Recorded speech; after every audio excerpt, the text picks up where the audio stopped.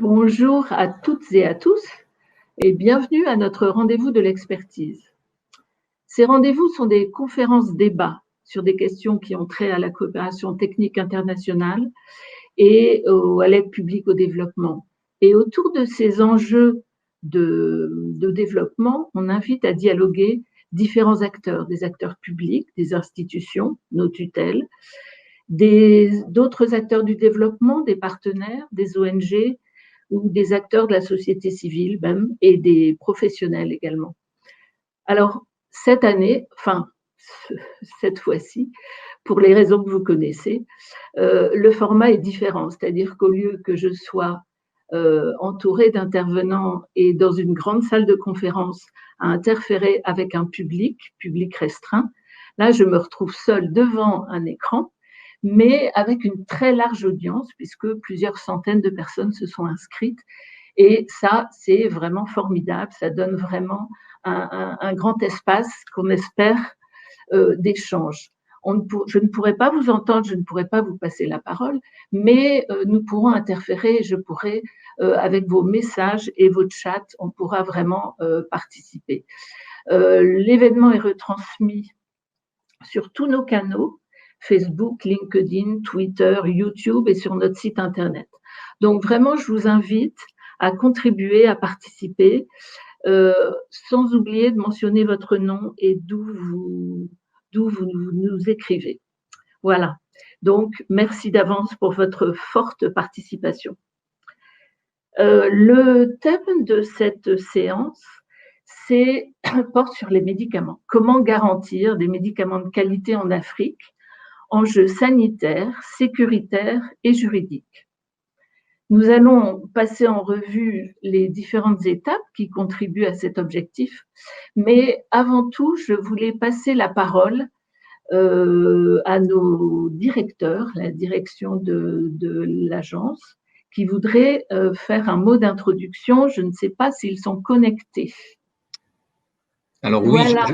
je suis connecté. Merci Caroline. Donc Hervé Conan, directeur général adjoint en charge des opérations. Je ne suis pas malheureusement avec vous à Paris pour l'organisation de ce rendez-vous en ligne, mais suis à Bruxelles pour discuter d'un certain nombre de sujets, en particulier des enjeux post-Covid ici à Bruxelles. Et on voit bien que le Covid, encore présent aujourd'hui, a mis en évidence un certain nombre de difficultés d'approvisionnement des médicaments, qui est un sujet prégnant en Afrique, on le sait, et qui a encore pris plus d'importance pendant cette phase Covid. Alors pour nous, le sujet du faux médicament, qui est un sujet extrêmement important pour un certain nombre de pays, et en particulier en Afrique, fait l'objet d'une attention particulière. Vous aurez des présentations de programmes que nous mettons en œuvre sur une partie d'Afrique et qui montrent l'imbrication non seulement de ces sujets, du sujet santé, du sujet médicament versus la qualité des soins et la manière dont il est utilisé. C'est une chaîne importante qu'il faut essayer de contrôler, vérifier, pour s'assurer que les soins qui sont rendus aux patients sont de qualité. Et je dirais que c'est un sujet souvent, malheureusement, sous-estimé. On travaille beaucoup sur les systèmes de santé. On a beaucoup travaillé, comme vous le savez, pendant cette période Covid, sur la notion d'équipement, les équipements nécessaires pour les hôpitaux. On parle beaucoup de formation également des médecins et des infirmières et de soignants pour s'assurer d'une qualité de soins. Et c'est souvent que l'on oublie le sujet de la qualité des médicaments, pensant que une boîte de médicaments qui ressemble à une autre, que ce n'est pas un sujet, que c'est plutôt le sujet du choix du médicament qui est important. Et au final, on le sait malheureusement trop, en particulier dans les pays où fleurissent un certain nombre d'officines plus ou moins légales, c'est un sujet qui est aussi important que les autres sur la chaîne de santé. Donc on se réjouit aujourd'hui que ce rendez-vous de l'expertise permette d'aborder ce point. On est heureux également du plateau, si je puis dire, que l'équipe a pu pu réussir à réunir pour cette rendez-vous d'expertise avec des expertises variées venant de différents pays. Donc, je ne peux que vous souhaiter un bon rendez-vous de l'expertise avec autour de la table des personnes qui vont représenter le sujet du renforcement des systèmes de santé, mais aussi des sujets très fortement liés au métier de la pharmacie et du médicament, et puis l'implication de juristes, et en particulier de Amélie Robin qui travaille sur notre programme Medicef et qui pourra apporter des retours de terrain très précis sur l'ensemble des enjeux liés aux médicaments et la manière dont on peut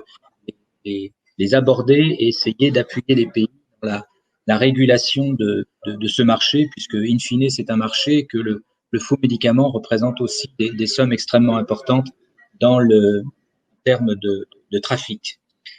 Donc je ne peux qu'être intéressé par les conclusions des débats que vous aurez, de voir ce qui émerge comme bonne pratique, comme enjeu de politique publique, puisque bien évidemment, aux côtés de nos partenaires et en particulier l'AFD que nous intégrerons officiellement l'an prochain, l'enjeu est de réfléchir aux voies et moyens d'apporter notre appui aux pays africains, non seulement au ministère de la Santé, mais aussi aux différentes centrales d'achat qui sont des éléments, des maillons extrêmement importants.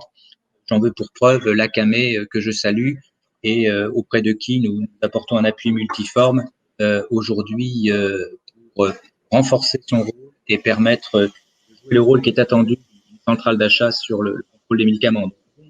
Bon rendez-vous de l'expertise. Nous verrons avec les équipes les conclusions qui sortent de ce rendez-vous et essaierons bien évidemment, que ce soit en franco-français ou que ce soit auprès de l'Union européenne ou d'autres acteurs de la santé, de voir comment nous pouvons utiliser, valoriser les travaux que vous aurez cet après-midi. Donc, bon rendez-vous de l'expertise et à très vite, je l'espère. Au revoir. Merci beaucoup Hervé pour cette introduction sur la thématique, aussi sur l'importance de cette thématique et sur les différents intervenants. Donc, comme l'a dit Hervé, plusieurs intervenants vont venir pour alimenter ce débat avec leur domaine d'expertise. Donc, on va voir s'ils sont bien connectés et je vais vous les présenter. Donc, en premier lieu, nous rejoignons à Genève, en Suisse, à l'Organisation mondiale de la santé. Nous allons rejoindre Madame Pernette Bourdillon-Estève. Voilà, bonjour Pernette, tu es bien branchée, tu nous entends? Je vous entends très bien, merci Caroline. Voilà, merci. Donc Pernette est chef d'équipe, responsable des incidents, enfin chef d'équipe sur les incidents et produits médicaux de qualité inférieure et falsifiés à l'OMS. Beaucoup de personnes connaissent Pernette parce que derrière toutes les alertes mondiales, nous savons qu'elle est cachée quelque part. Nous allons passer de Genève, on va revenir au centre de la France, en Auvergne, à Clermont-Ferrand exactement, pour rejoindre Alassane Ba. Alassane. Bonjour à tout le monde. Bonjour Caroline. Donc bonjour. Alassane est pharmacien au Centre humanitaire des métiers de la pharmacie, le CHMP. Alassane a une grande expérience des systèmes pharmaceutiques africains, d'origine sénégalaise lui-même, et il collabore avec Expertise France depuis longtemps sur ces questions. Ensuite, alors on va faire un grand bond par-delà les continents et on va aller en Guyane pour rejoindre Alexandre de la Volpillière. Bonjour Alexandre. Bonjour à tous. Je vous reçois bien. Bonjour. Très bien. Bon, tu es très loin. Quel temps il fait là-bas? Quelle heure il est déjà? Il y a un grand décalage? Il est 9h. Il est 9h. On a 5 heures de décalage. D'accord. Bon, en tout cas, on t'entend très bien. Merci de te joindre à nous. Donc, Alexandre est directeur général adjoint de l'agence régionale, l'ARS de Guyane. Il est également pharmacien inspecteur. Il a beaucoup d'expérience en Afrique et il avait travaillé à l'OCEAC, l'office de la CEMAC. Et il travaille également, il collabore avec Expertise France sur plusieurs projets, dont le projet Medicef, dont Hervé nous a parlé tout à l'heure. Voilà, et dernier intervenant, une intervenante, qui est maître Amélie Robin. Donc, on repart au centre de Paris, à Beaubourg. Bonjour. Bonjour Amélie. Bonjour Amélie, docteur en droit, avocat associé du cabinet Beaubourg Avocat, a une grande expérience sur le droit et les médicaments. Et elle travaille au sein du projet Medicef qui est financé par l'Union européenne, mais que Expertise France met en œuvre.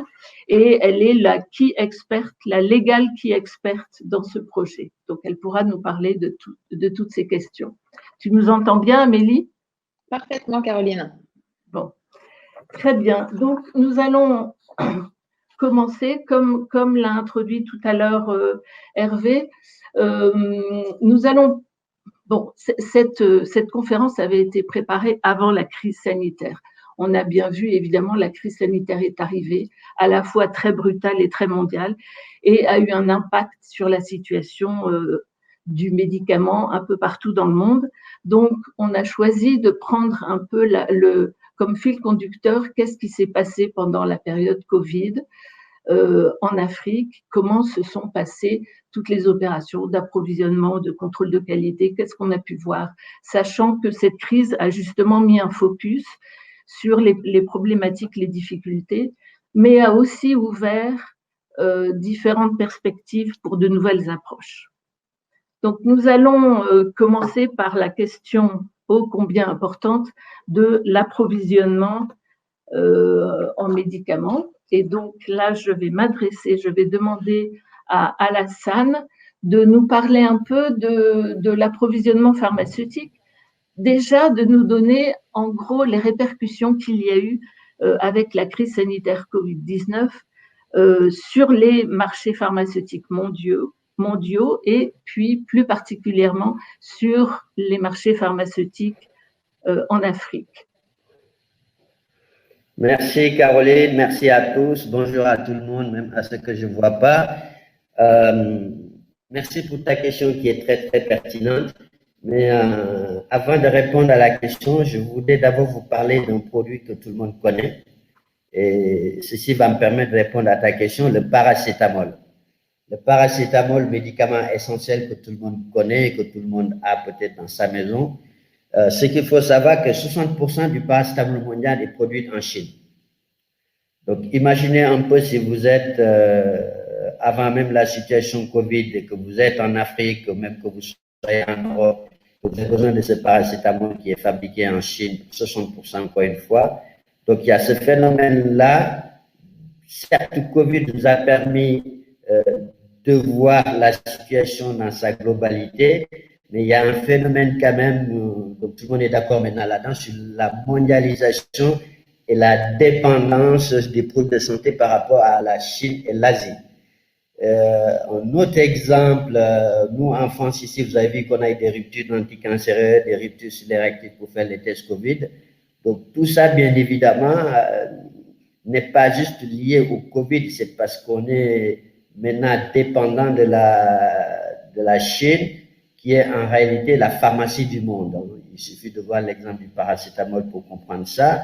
Et pour ceux qui suivent un peu l'actualité aussi, qui connaissent le plan de la Chine qui s'appelle Made in China 2025, ce projet de la Chine, c'est très simple, c'est que la Pékin souhaite être parmi les 100 sociétés mondiales pharmaceutiques leaders de ces sociétés-là et veut exporter des médicaments dans les grands marchés de la planète et en attendant un standard international d'ici 2030. Donc, vous voyez bien que la situation avant Covid, déjà, on est dans une situation de dépendance par rapport à la Chine et l'Inde. Donc, Covid nous a permis de voir que la situation était beaucoup plus grave que ça parce qu'il n'y avait pas que des médicaments essentiels, mais on était aussi dépendant souvent sur du matériel médical et autres. Ça, c'est vraiment la situation mondiale aujourd'hui de la production. Il y a une concentration de la fabrication aussi bien des produits finis, des matières premières et même de certains actes de conditionnement entre l'Inde et la Chine, ce qui fait que même l'Europe et même les États-Unis sur certains produits sont complètement dépendants de la Chine.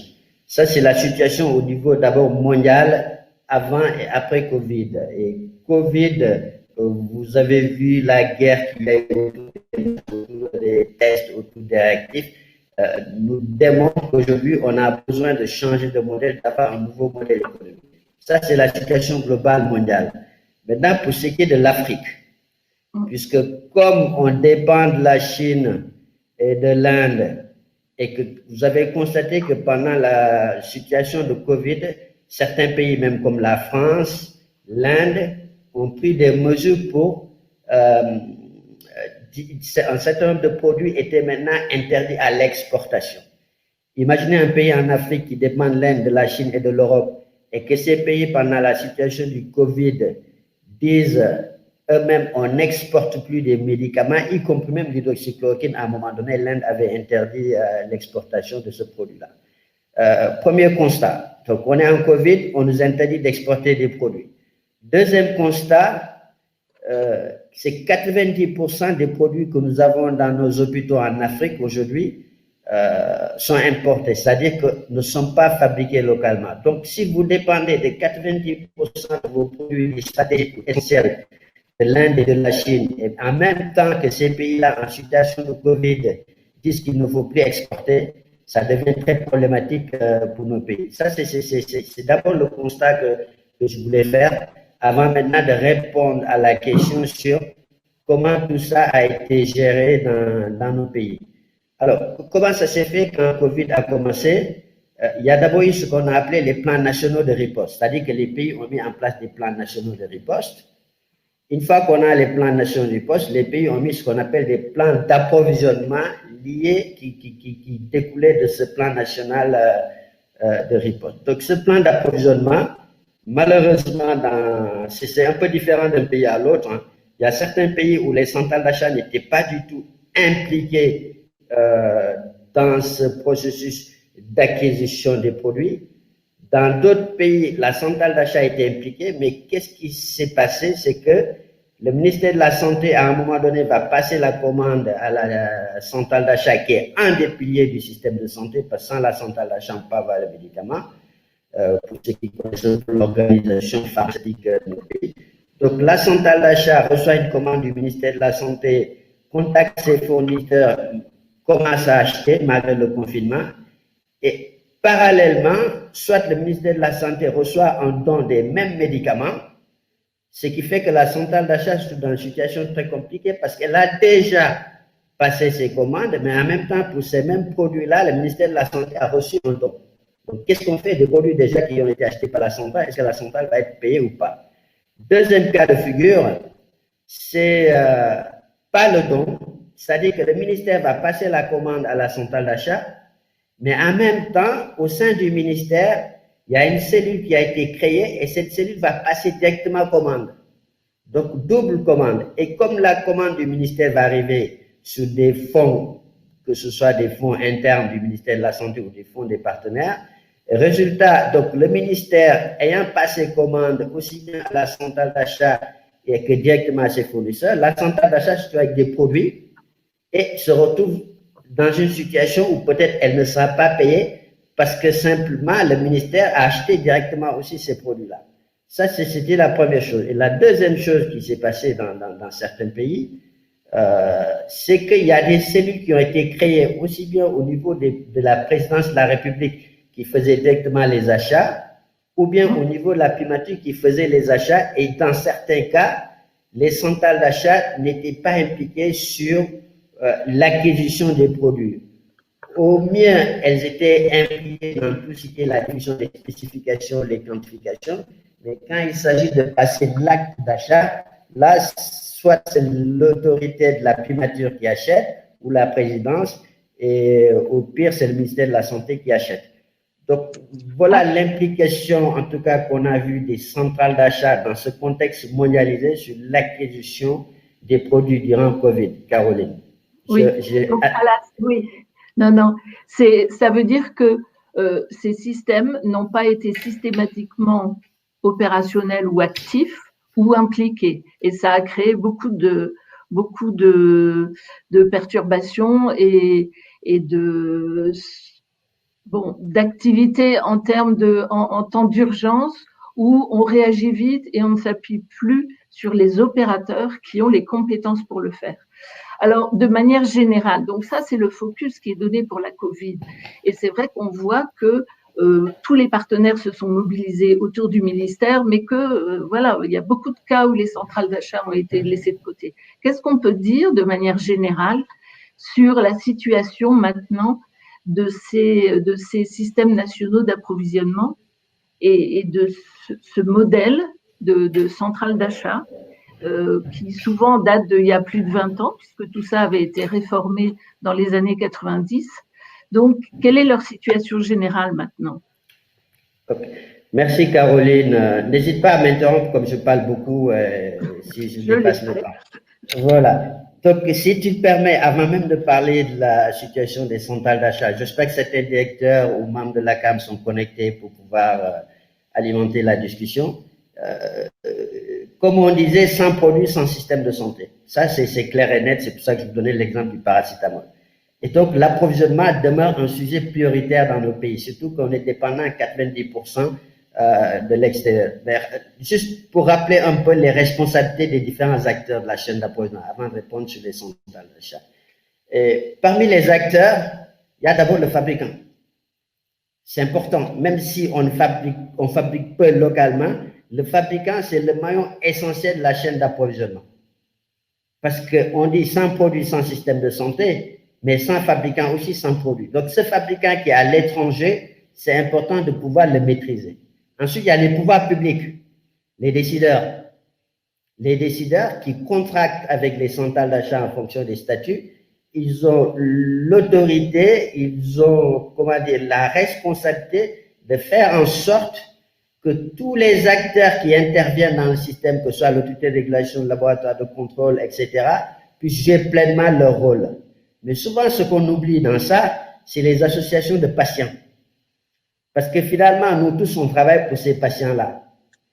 Or, aujourd'hui, qu'est-ce qu'on constate? Vous avez ce qu'on appelle des patients co-décisionnaires ou des patients experts. C'est-à-dire que le patient, à un moment donné, comme ceux qui sont diabétiques, ils connaissent tellement leur maladie qu'ils sont capables de dire au médecin, je ne suis pas d'accord avec la prescription que vous venez de faire, il faut changer. Donc, il faut qu'on les associe. En tout cas, dans le nouveau modèle, c'est important de les associer. Et évidemment, les professionnels de santé également qui sont des acteurs. Donc, ça, c'est les acteurs de la chaîne d'approvisionnement. Maintenant, pour ce qui concerne les centrales d'achat, je ne parle pas aujourd'hui du statut des centrales d'achat. Comme vous le savez, il y a beaucoup de types de statuts. Il y a les associations comme ASB, il y a les EPI, etc. Il y a certaines centrales d'achat qui redeviennent des structures étatiques, etc. Mais moi, je parle plutôt du modèle économique. Et le modèle économique des centrales d'achat, comme je disais, c'est le pouvoir public. Or, aujourd'hui, malheureusement, les centrales d'achat sont... Les pouvoirs publics leur doivent beaucoup d'argent. La centrale d'achat, c'est le pilier du système pharmaceutique et en même temps, devoir de l'argent à ces centrales d'achat et fragiliser financièrement la centrale d'achat. Il y a les hôpitaux qui sont les clients des centrales d'achat. Je fais vite, Caroline. Ces hôpitaux-là, souvent, aussi doivent de l'argent à la centrale d'achat. Et qu'est-ce qui se passe, pour être honnête? C'est que souvent, les hôpitaux, puisqu'ils ont une autonomie de gestion, peuvent acheter directement sans passer par les centrales d'achat. Et passent par les centrales d'achat que souvent, quand elles ont des soucis financiers ou quand c'est de petites quantités. Et donc, ces hôpitaux aussi doivent beaucoup d'argent aux centrales d'achat. Ensuite, vous avez les dons. Et je le disais tout de suite, l'exemple que je donnais sur le Covid, c'est-à-dire que vous ne pouvez pas dire à la centrale d'achat, achète des médicaments, faire un système de recouvrement des coûts, et en même temps, vous avez des dons qui viennent perturber le système même de la centrale d'achat. Si vous demandez à la centrale d'achat d'acheter du paracétamol ou du ibuprofène ou d'autres molécules, et en même temps, vous les recevez en don, vous fragilisez financièrement l'organisation même, l'autonomie financière de la centrale d'achat. Ensuite, vous avez les programmes et les partenaires que je respecte, mais souvent qui ont des systèmes parallèles. C'est-à-dire que l'acquisition est réalisée par le partenaire et on demande à la centrale d'achat de stocker du subjet. Et ça fragilise, par exemple, puisqu'on parlait tout de suite de Covid, il y a la facilité COVAX là, qui est initiée par tout le monde, y compris l'UNICEF, Aujourd'hui, la question qui se pose, est-ce qu'ils vont associer les centrales d'achat dans la facilité COVAX qui consiste à acheter le vaccin pour l'ensemble des pays qui n'auraient pas les moyens. Ensuite, il y a les prix. Et je finis avec ça parce que qu'est-ce qui se passe? C'est-à-dire que les prix, aujourd'hui, c'est les DPM, les autorités de régulation qui fixent les prix. Et quand ils fixent les prix et que souvent la centrale d'achat, ayant des dettes vis-à-vis des fournisseurs, ne peut pas acheter à ces fournisseurs-là, qu'est-ce qu'elle fait? Elle se retourne, elle achète chez un grossiste privé. Et le grossiste a déjà sa marge. Donc, si la centrale d'achat achète chez le grossiste avec la marge du grossiste, souvent, elle vend à perte parce qu'elle a déjà le prix qui est fixé par la DPM. Et enfin, bien évidemment, il y a les fournisseurs, comme je disais, sans fabricant, sans produit. Mais comme ces fournisseurs-là, la centrale d'achat a souvent des difficultés financières, ne peut pas payer ce fournisseur. Le fournisseur leur demande de payer d'avance. Si elle ne paye pas, la centrale d'achat n'a pas ça. Et pour finir, c'est que de plus en plus, les fabricants, on leur demande plus de responsabilité en termes de pharmacovigilance. On leur dit, même si le produit il est exporté et que vous êtes en ordre, vous avez la responsabilité de veiller, de faire de la veille sur la pharmacovigilance pour éviter ce que ma collègue Perrine va parler sur les médicaments, les MQF. Donc, c'est tout cet environnement externe qui, aujourd'hui, fait que les centrales d'achat sont dans un cercle qui est assez vicieux, alors que c'est un des piliers du système de santé, du système pharmaceutique. On en a besoin, mais tout ce que je viens de dire perturbe et fait que la centrale d'achat est dans un cercle souvent inapproprié, qui ne lui permet pas de remplir ses fonctions régaliennes ou ses fonctions les plus à risque. Et c'est un peu la limite du modèle qui est en cours depuis tout ce temps. Je fais une petite interruption pour rebondir sur les questions. Nous avons plusieurs questions et je voudrais faire une clarification puisque il y a Bélène, bonjour Bélène de AEDES, et puis 2 personnes anonymes, s'il vous plaît. Présentez-vous, ce sera plus déjà quelqu'un à Kinshasa. Je salue Kinshasa que je connais bien et je salue tous les amis qui sont là-bas. Bélène demandait si ce dont tu parlais, les achats dont tu parlais étaient les achats Covid. En fait, on est parti de quel rôle ont joué les centrales d'achat et les systèmes pendant la période Covid. Période Covid, crise sanitaire, il y a eu vraiment plusieurs cas de figure, comme le dit Alassane, pour faire des plans d'approvisionnement, mais c'est souvent des structures, des commissions qui se sont créées pour faire ces achats, et les achats ne sont pas toujours passés par les centrales. Et donc les différents cas de figure qui étaient un exemple de quel rôle ont joué ces centrales pendant le Covid. Après, les problèmes plus généraux, on est passé à quelle est la situation actuelle, et toute la situation qu'il vient de dire avec les problèmes que rencontrent les CNA sont la situation que rencontrent actuellement les centrales, et qui fait que ce sont des systèmes qui perdent un peu la confiance, y compris la confiance dans les gouvernements, puisqu'ils n'ont pas été suffisamment utilisés pendant la période Covid. Quelqu'un dit que le problème est lié à l'absence de protocole standard pour la prise en charge dans les cas de Covid. Oui, on sait bien qu'il n'y a pas de traitement, mais les achats au début ont surtout été des achats de matériel de protection, des masques, etc. Et même ça, c'est pas forcément passé par les centrales où ça a été donné en donation en plus.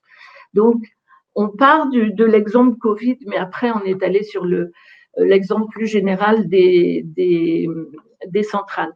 Une dernière question, Alassane, puisqu'on voit qu'il y a vraiment un problème maintenant que rencontrent ces centrales, et qu'on est quand même dans un contexte évolutif, et on l'a bien vu avec la crise sanitaire. Quelles seraient les perspectives pour faire évoluer le modèle en 2 minutes, s'il te plaît? Alors, la question, je vais la poser autrement. On y reviendra après. Voilà, c'est-à-dire que quand est-ce qu'on change de modèle et quelle facilité d'accélération on a besoin de changer de modèle par rapport à tout ce contexte que je viens de décrire, contexte international, contexte pays, contexte des centrales d'achat. Mais n'oublions pas Alma-Ata, n'oublions pas les soins de santé primaire, n'oublions pas l'ambition que nous avions dans le cadre de la stratégie d'indépendance pharmaceutique qui était de traiter moins d'$1 par jour par habitant. Et ça, c'était l'ambition qui a été fixée.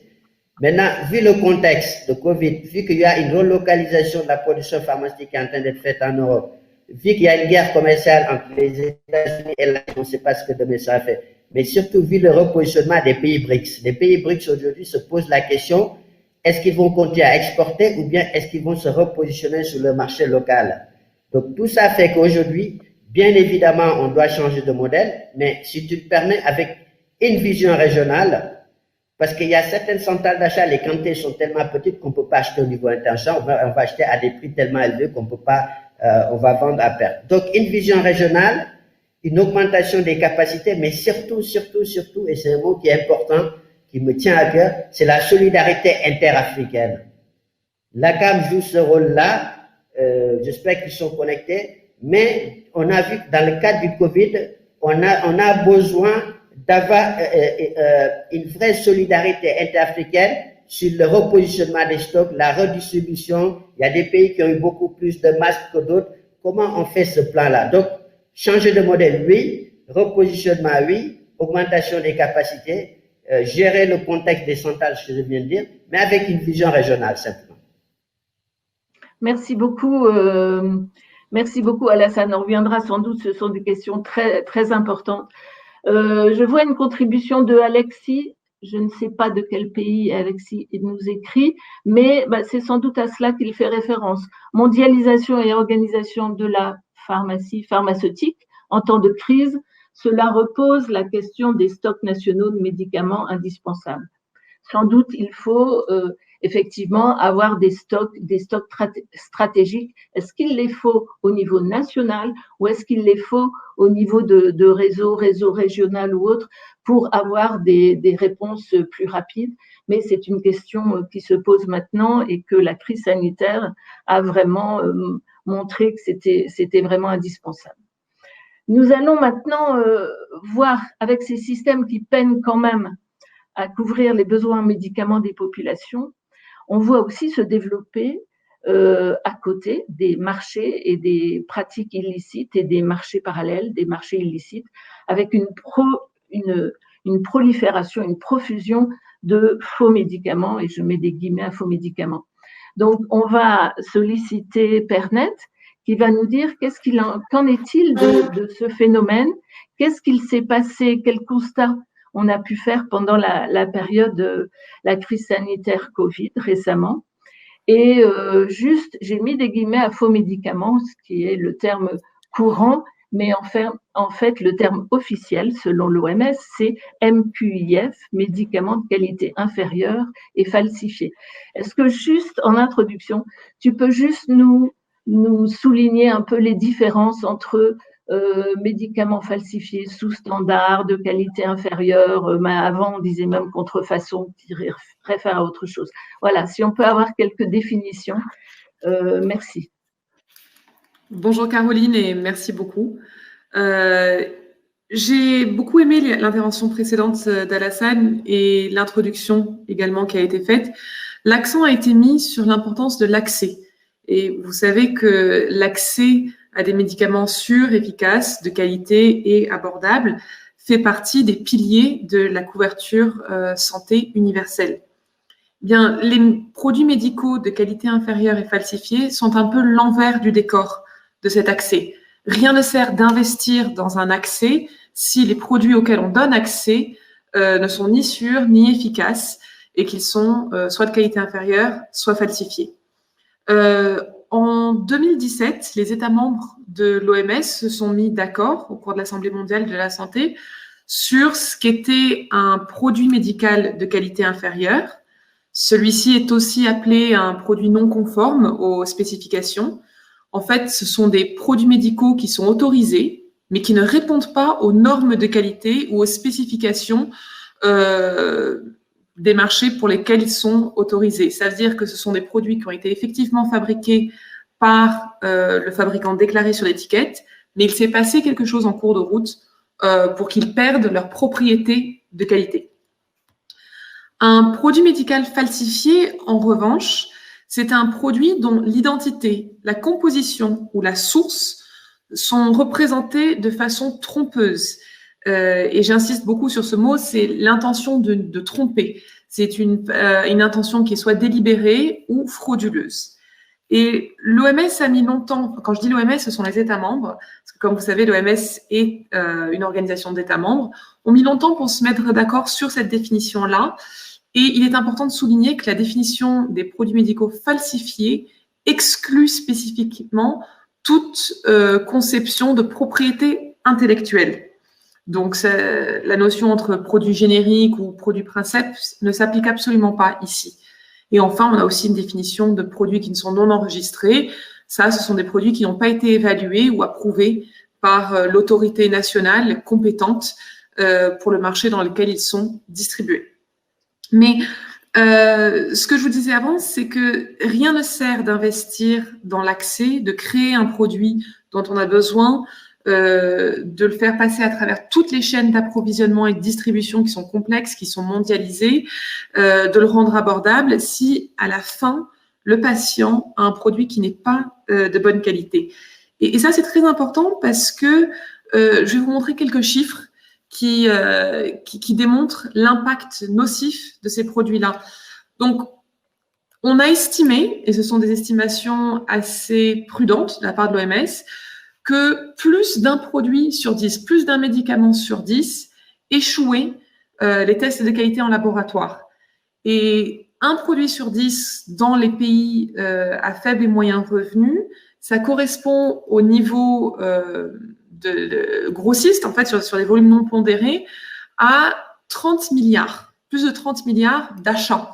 Donc, quand on parle justement, Alassane parlait des difficultés d'approvisionnement qui étaient liées à parfois des budgets ou des financements qui sont compliqués, ça veut dire qu'il y a plus de 30 milliards par an dans les pays à faible et moyen revenu qui sont dépensés pour rien, pour acheter des produits qui ne servent à rien et qui, voire pire, ont des dommages nocifs sur la vie des patients. Et on a fait des modèles d'impact en essayant d'estimer si, donc pour un antibiotique qui est utilisé dans, par exemple, le traitement de la pneumonie chez les enfants en Afrique subsaharienne, si 1 sur 10 de ces antibiotiques-là ne traitait pas, eh bien, qu'est-ce que ça faisait? Eh bien, ça faisait qu'il y avait à peu près 170 000 décès additionnels par an dus à ces produits de qualité inférieure et falsifiés. Et cela faisait que pour le traitement du palu, toujours chez les enfants en Afrique subsaharienne, cela équivalait à peu près 116 000 décès additionnels. Donc, la somme de ça, c'est 286 000 décès additionnels. Ce sont des décès qu'on aurait pu complètement éviter, puisque le produit existe, il a été développé, il a été amené jusqu'au patient et on l'a acheté à un prix abordable. Mais pourtant, le produit n'est pas bon. Et 286 000 décès par an, et ben en fait, ça fait 32 morts par heure, un peu plus de 32 morts par heure pour des enfants. Et c'est des décès qu'on aurait pu complètement éviter. C'est-à-dire qu'à la fin de ce webinaire, et ben vous pourrez calculer combien y a-t-il eu de décès additionnels suite à des produits médicaux de qualité inférieure et falsifiés. Dans le contexte du Covid, on peut nettement voir une corrélation entre l'exacerbation des facteurs qui causent l'existence de produits médicaux falsifiés de qualité inférieure. Et en fait, ce sont souvent des problèmes qui sont liés à un accès limité, une mauvaise gouvernance et une faible capacité technique. Et Alassane et vous-même en avez déjà parlé. L'accès limité, c'est la disponibilité, c'est l'abordabilité et l'acceptabilité. Et ça, c'est très important parce que le rôle des autorités publiques pour structurer l'accès, c'est un rôle d'évaluation scientifique et c'est un rôle de structuration en termes de gouvernance de politique publique. Mais avec une pandémie qui bouge aussi rapidement que ça, on se retrouve dans une espèce de distorsion temporelle où il est très difficile de réagir rapidement. Et les marchés réagissent beaucoup plus rapidement que cette capacité à structurer la demande. Et on le voit, et si vous pouvez peut-être passer sur la seconde diapositive, je ne sais pas où, voilà. On voit qu'en fait, ces problèmes d'accès limité, de mauvaise gouvernance et de faible capacité technique, chaque fois qu'il y a eu une attention médiatique particulière sur, on va dire, une thérapie d'intérêt ou un diagnostic d'intérêt, eh bien, tout de suite, l'OMS a reçu des notifications de ces mêmes produits, de ces mêmes versions de qualité inférieure ou falsifiées. Et cette diapositive n'est qu'un exemple, hein, c'était juste pour illustrer de manière graphique cette corrélation très forte entre l'accès, la gouvernance et la capacité technique et l'émergence de ces produits-là. Et donc, le dernier point, c'est que fait l'OMS pour répondre à ça? Alors, d'une part, on est en train de récolter des données probantes, parce que sans données probantes, on ne peut pas avoir de stratégie fiable, et on a une base de données mondiale qui nous permet de faire des analyses, et à partir des analyses, on peut informer les politiques publiques, et on a une stratégie globale, en fait, et qui s'applique à chaque niveau national, de prévention, détection et intervention. Et l'important, c'est vraiment de mettre l'accent sur la prévention, parce que plus on avance dans ce système-là, plus ça va coûter cher d'intervenir face à ces produits médicaux de qualité inférieure et falsifiés. Et dans la prévention, l'un des éléments clés, c'est l'intégrité des chaînes d'approvisionnement. Et donc ça, je pense que ça peut permettre de faire un lien avec le prochain intervenant. Merci, Caroline. Merci beaucoup, Pernette. Je fais un petit tour vers nos internautes qui sont de plus en plus actifs. Je suis désolée, on fait un petit tour en arrière. On n'a pas pu traiter toutes les questions. Je vais en citer, peut-être on y reviendra. Il y avait une question de Ed Vrek. Bonjour Ed. Est-ce que M. Bas pourrait dire quelque chose sur la relation entre les gouvernements, les centrales d'achat d'un côté et le African Medical Supply Platform d'un autre? C'est une plateforme qui avait été créée pour faciliter les achats. C'est assez particulier, peut-être on aura le temps si on peut de voir cela tout à l'heure et je repasserai la question, la parole à Alassane. Karine nous dit le circuit officiel du médicament fonctionne mal, en tout cas insuffisamment bien. Un boulevard pour le marché illicite des médicaments, c'est ce que nous venons de voir, c'est très réactif. On a vu la corrélation. Dès qu'il y a un besoin, hop, on arrive à trouver le médicament qui arrive tout de suite dès qu'il y a une demande et qui est sous standard ou falsifié. Nous avons une salutation de Mahamat depuis le Tchad. Alors, Mahamat, je pense que c'est l'inspecteur général du ministère de la Santé. Nous vous saluons respectueusement, Mahamat. On nous donne des questions sur contrôle de qualité, pharmacovigilance, c'est un thème que l'on reprendra tout à l'heure. Et nous avons aussi un chat de Taïna qui est l'assistant technique qui est à la CAM et qui parle des centrales qui ont de nombreux défis à relever, comme l'avait évoqué Alassane, avec certains qui ont beaucoup plus de marge de manœuvre que d'autres. Et c'est vrai que les pays n'ont pas les mêmes moyens, pas le même marché, pas les mêmes dimensions, évidemment, d'où le besoin de solidarité et de regroupement. Et collaboration entre centrales achats groupées fait partie des priorités de la CAM et c'est un projet qui avance actuellement avec l'appui de Expertise France. Le dernier, c'est faire disparaître le commerce des faux médicaments. Il faudrait déverser sur le marché de vrais médicaments gratuits.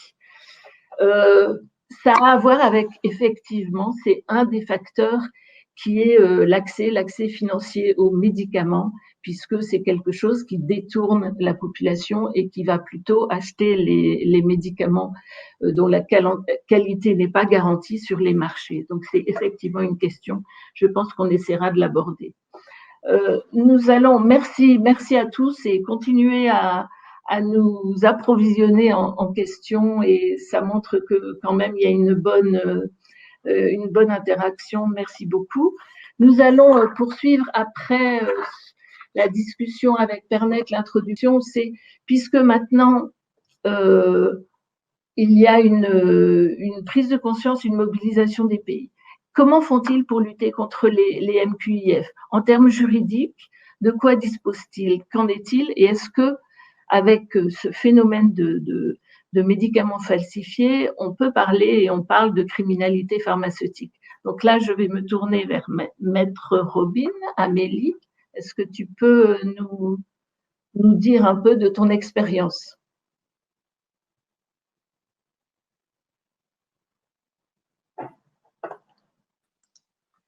Merci Caroline.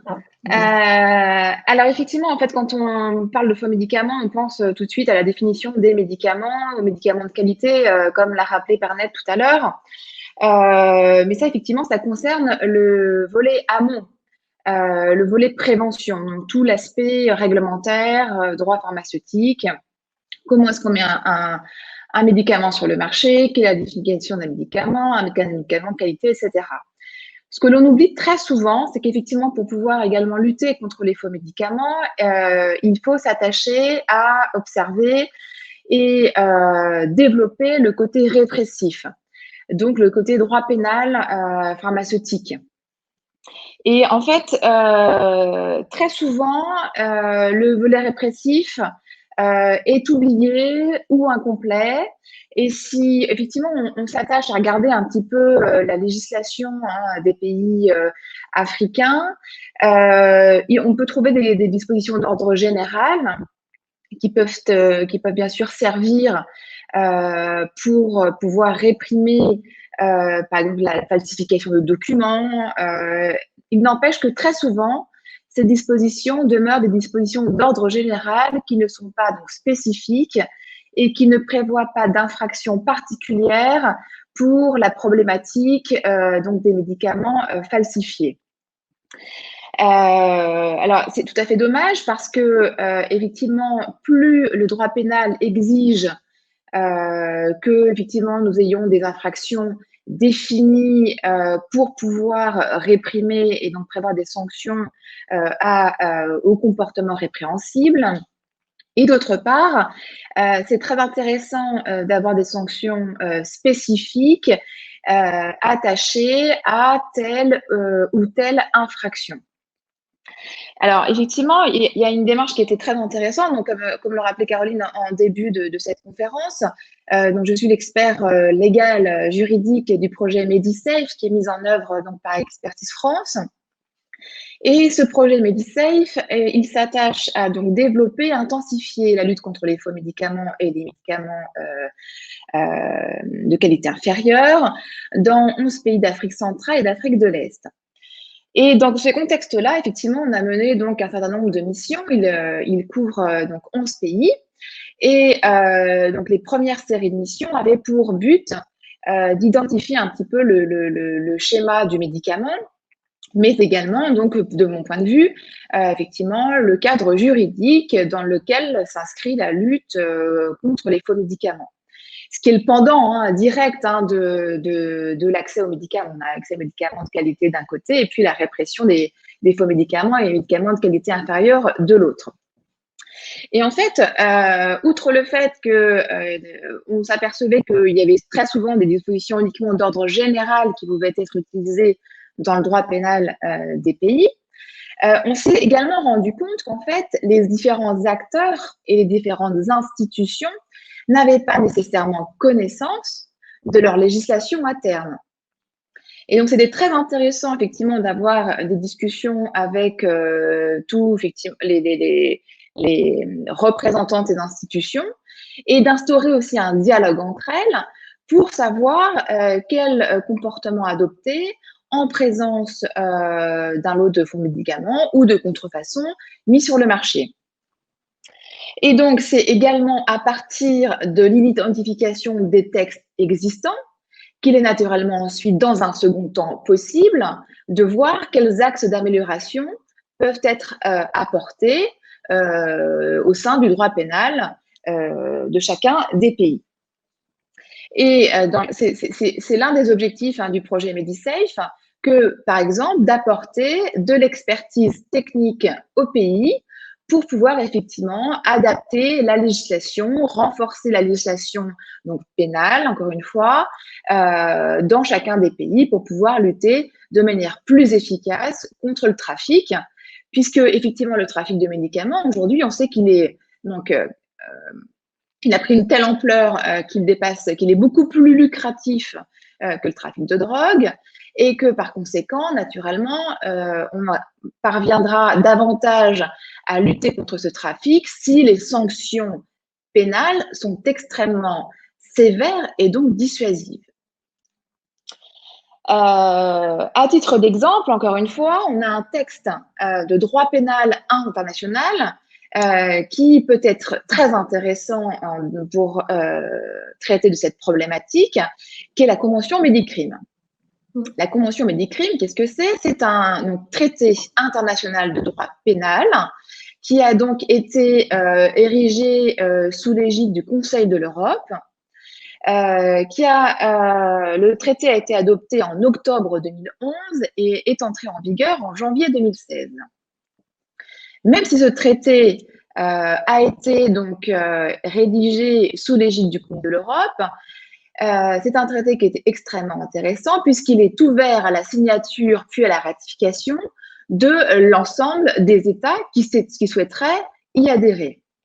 Et à ce titre, il y a déjà donc 4 pays africains qui ont signé ce traité, la Guinée dès 2012, le Burkina Faso en 2017, le Bénin en 2018 et la Côte d'Ivoire en 2019.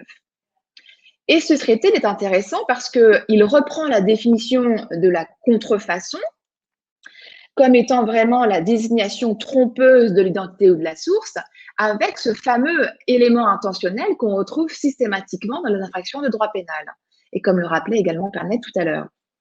Et la Convention, en fait, elle fait obligation aux États parties d'ériger en infraction pénale la fabrication de produits médicaux contrefaits, la fourniture, l'offre et le trafic de médicaments contrefaits, la falsification de documents, ainsi que la fabrication ou la fourniture de médicaments non autorisés et la mise sur le marché de dispositifs médicaux qui ne remplissent pas les exigences de conformité.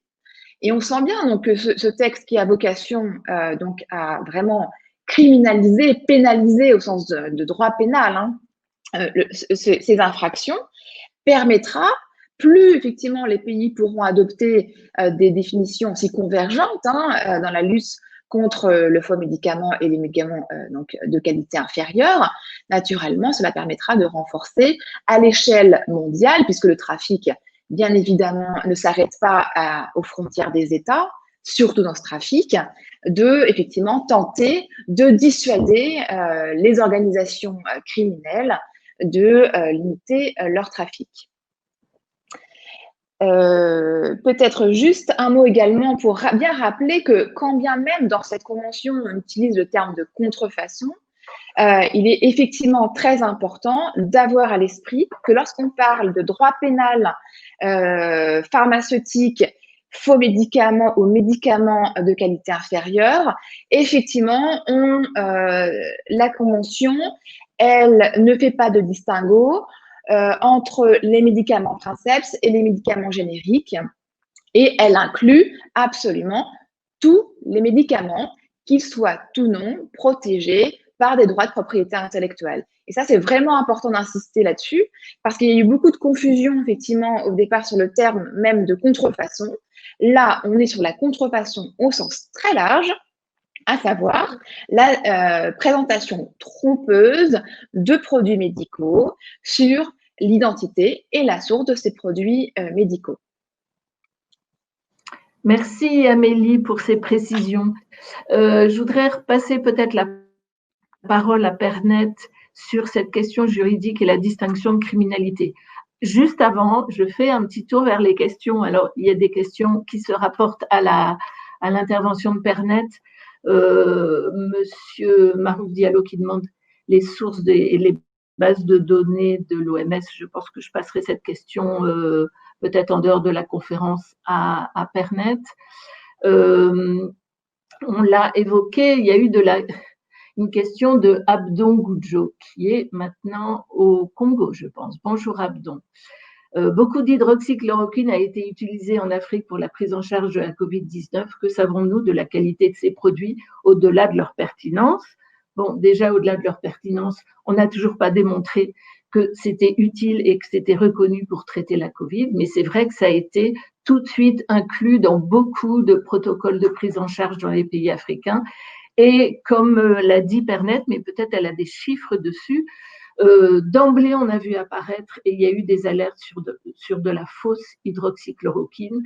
Beaucoup ont voulu se mettre à fabriquer très rapidement de l'hydroxychloroquine, pas forcément aux normes. Donc peut-être, Pernet, tu pourras nous dire quelque chose là-dessus.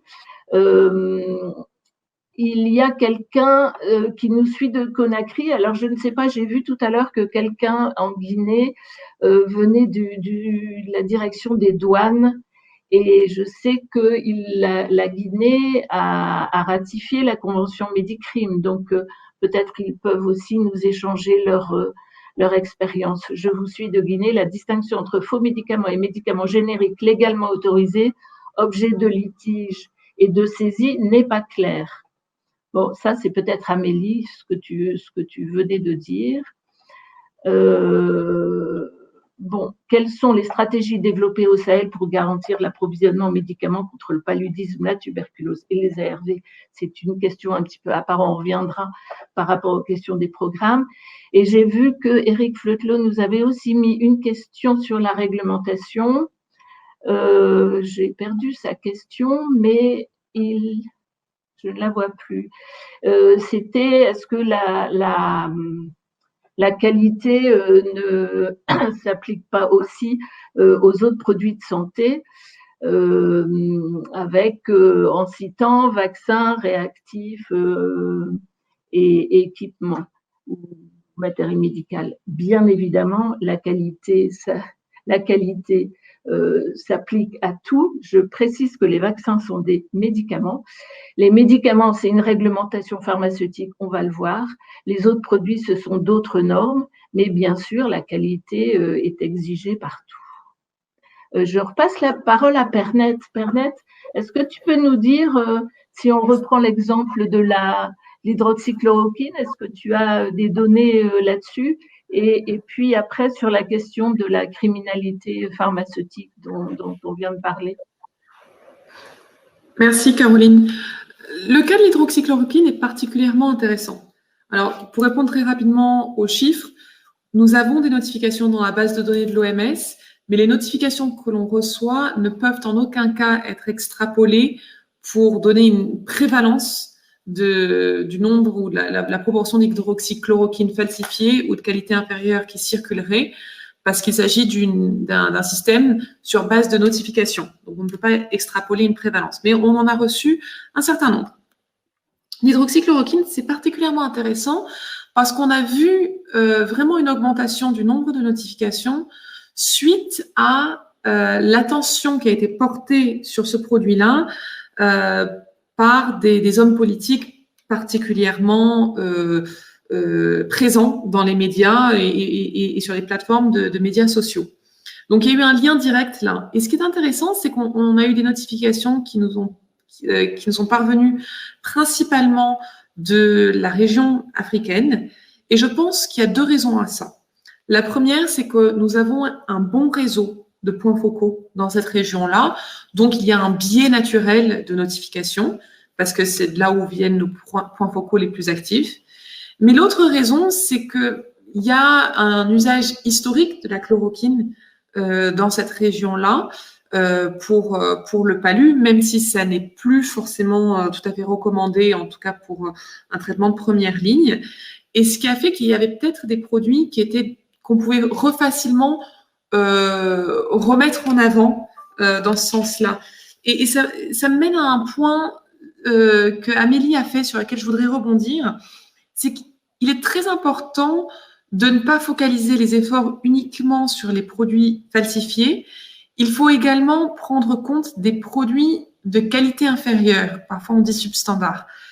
Ces produits-là causent autant de dommages aux patients et à la santé publique que les produits falsifiés. Ils contribuent à l'antibiorésistance, il y a des problèmes de toxicité, etc.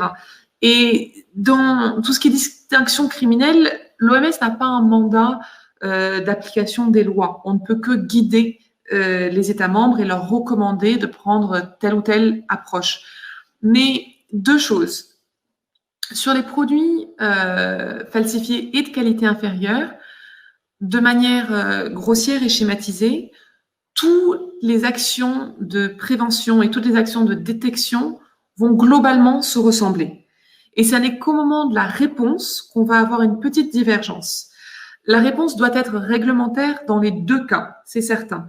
Mais la réponse peut être d'autant plus juridictionnelle et criminelle pour les produits falsifiés et elle va être un petit peu moins pour les produits de qualité inférieure. Et il est important d'avoir une relation problème détecté, correction proposée, en fait, une action réglementaire proportionnée, parce qu'il ne faut pas faire peur. Il faut que, quand un problème est identifié dans la chaîne d'approvisionnement et que ce problème a mené à un produit de qualité inférieure, il faut que la personne qui le distribue ou la personne qui le fabrique puisse notifier les autorités de santé publique sans avoir peur d'une rétribution excessive. Et ça, c'est un point assez important sur cette distinction de la criminalité, mais aussi sur la capacité de dommage des produits de qualité inférieure, sans forcément qu'ils soient falsifiés. C'est-à-dire que d'un point de vue de santé publique pure,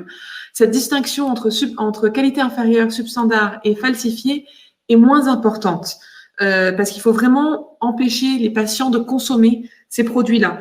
Donc voilà, c'était juste une réflexion que j'ai prise à partir de l'hydroxychloroquine. Pardon. Merci. J'ai 2 questions peut-être pour Amélie.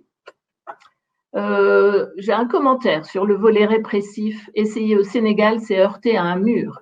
Le commerce de faux médicaments étant très lucratif, on a constaté une mollesse de la part de l'État. Je ne suis pas sûre que ça puisse être réservé qu'au cas du Sénégal. Et c'est effectivement un problème. Et puis, je te pose aussi l'autre question, parce que je ne sais pas si on peut dire quoi que ce soit sur ce constat. Enfin, peut-être ton expérience dans les pays de Medisafe. L'autre cas, alors là, c'est un petit peu en dehors de ce qu'on a vu, mais est-ce que cela signifie qu'un pays qui produirait un générique sur un médicament dont la propriété intellectuelle est fermée, je vous lis la question, pourrait être inculpé au pénal?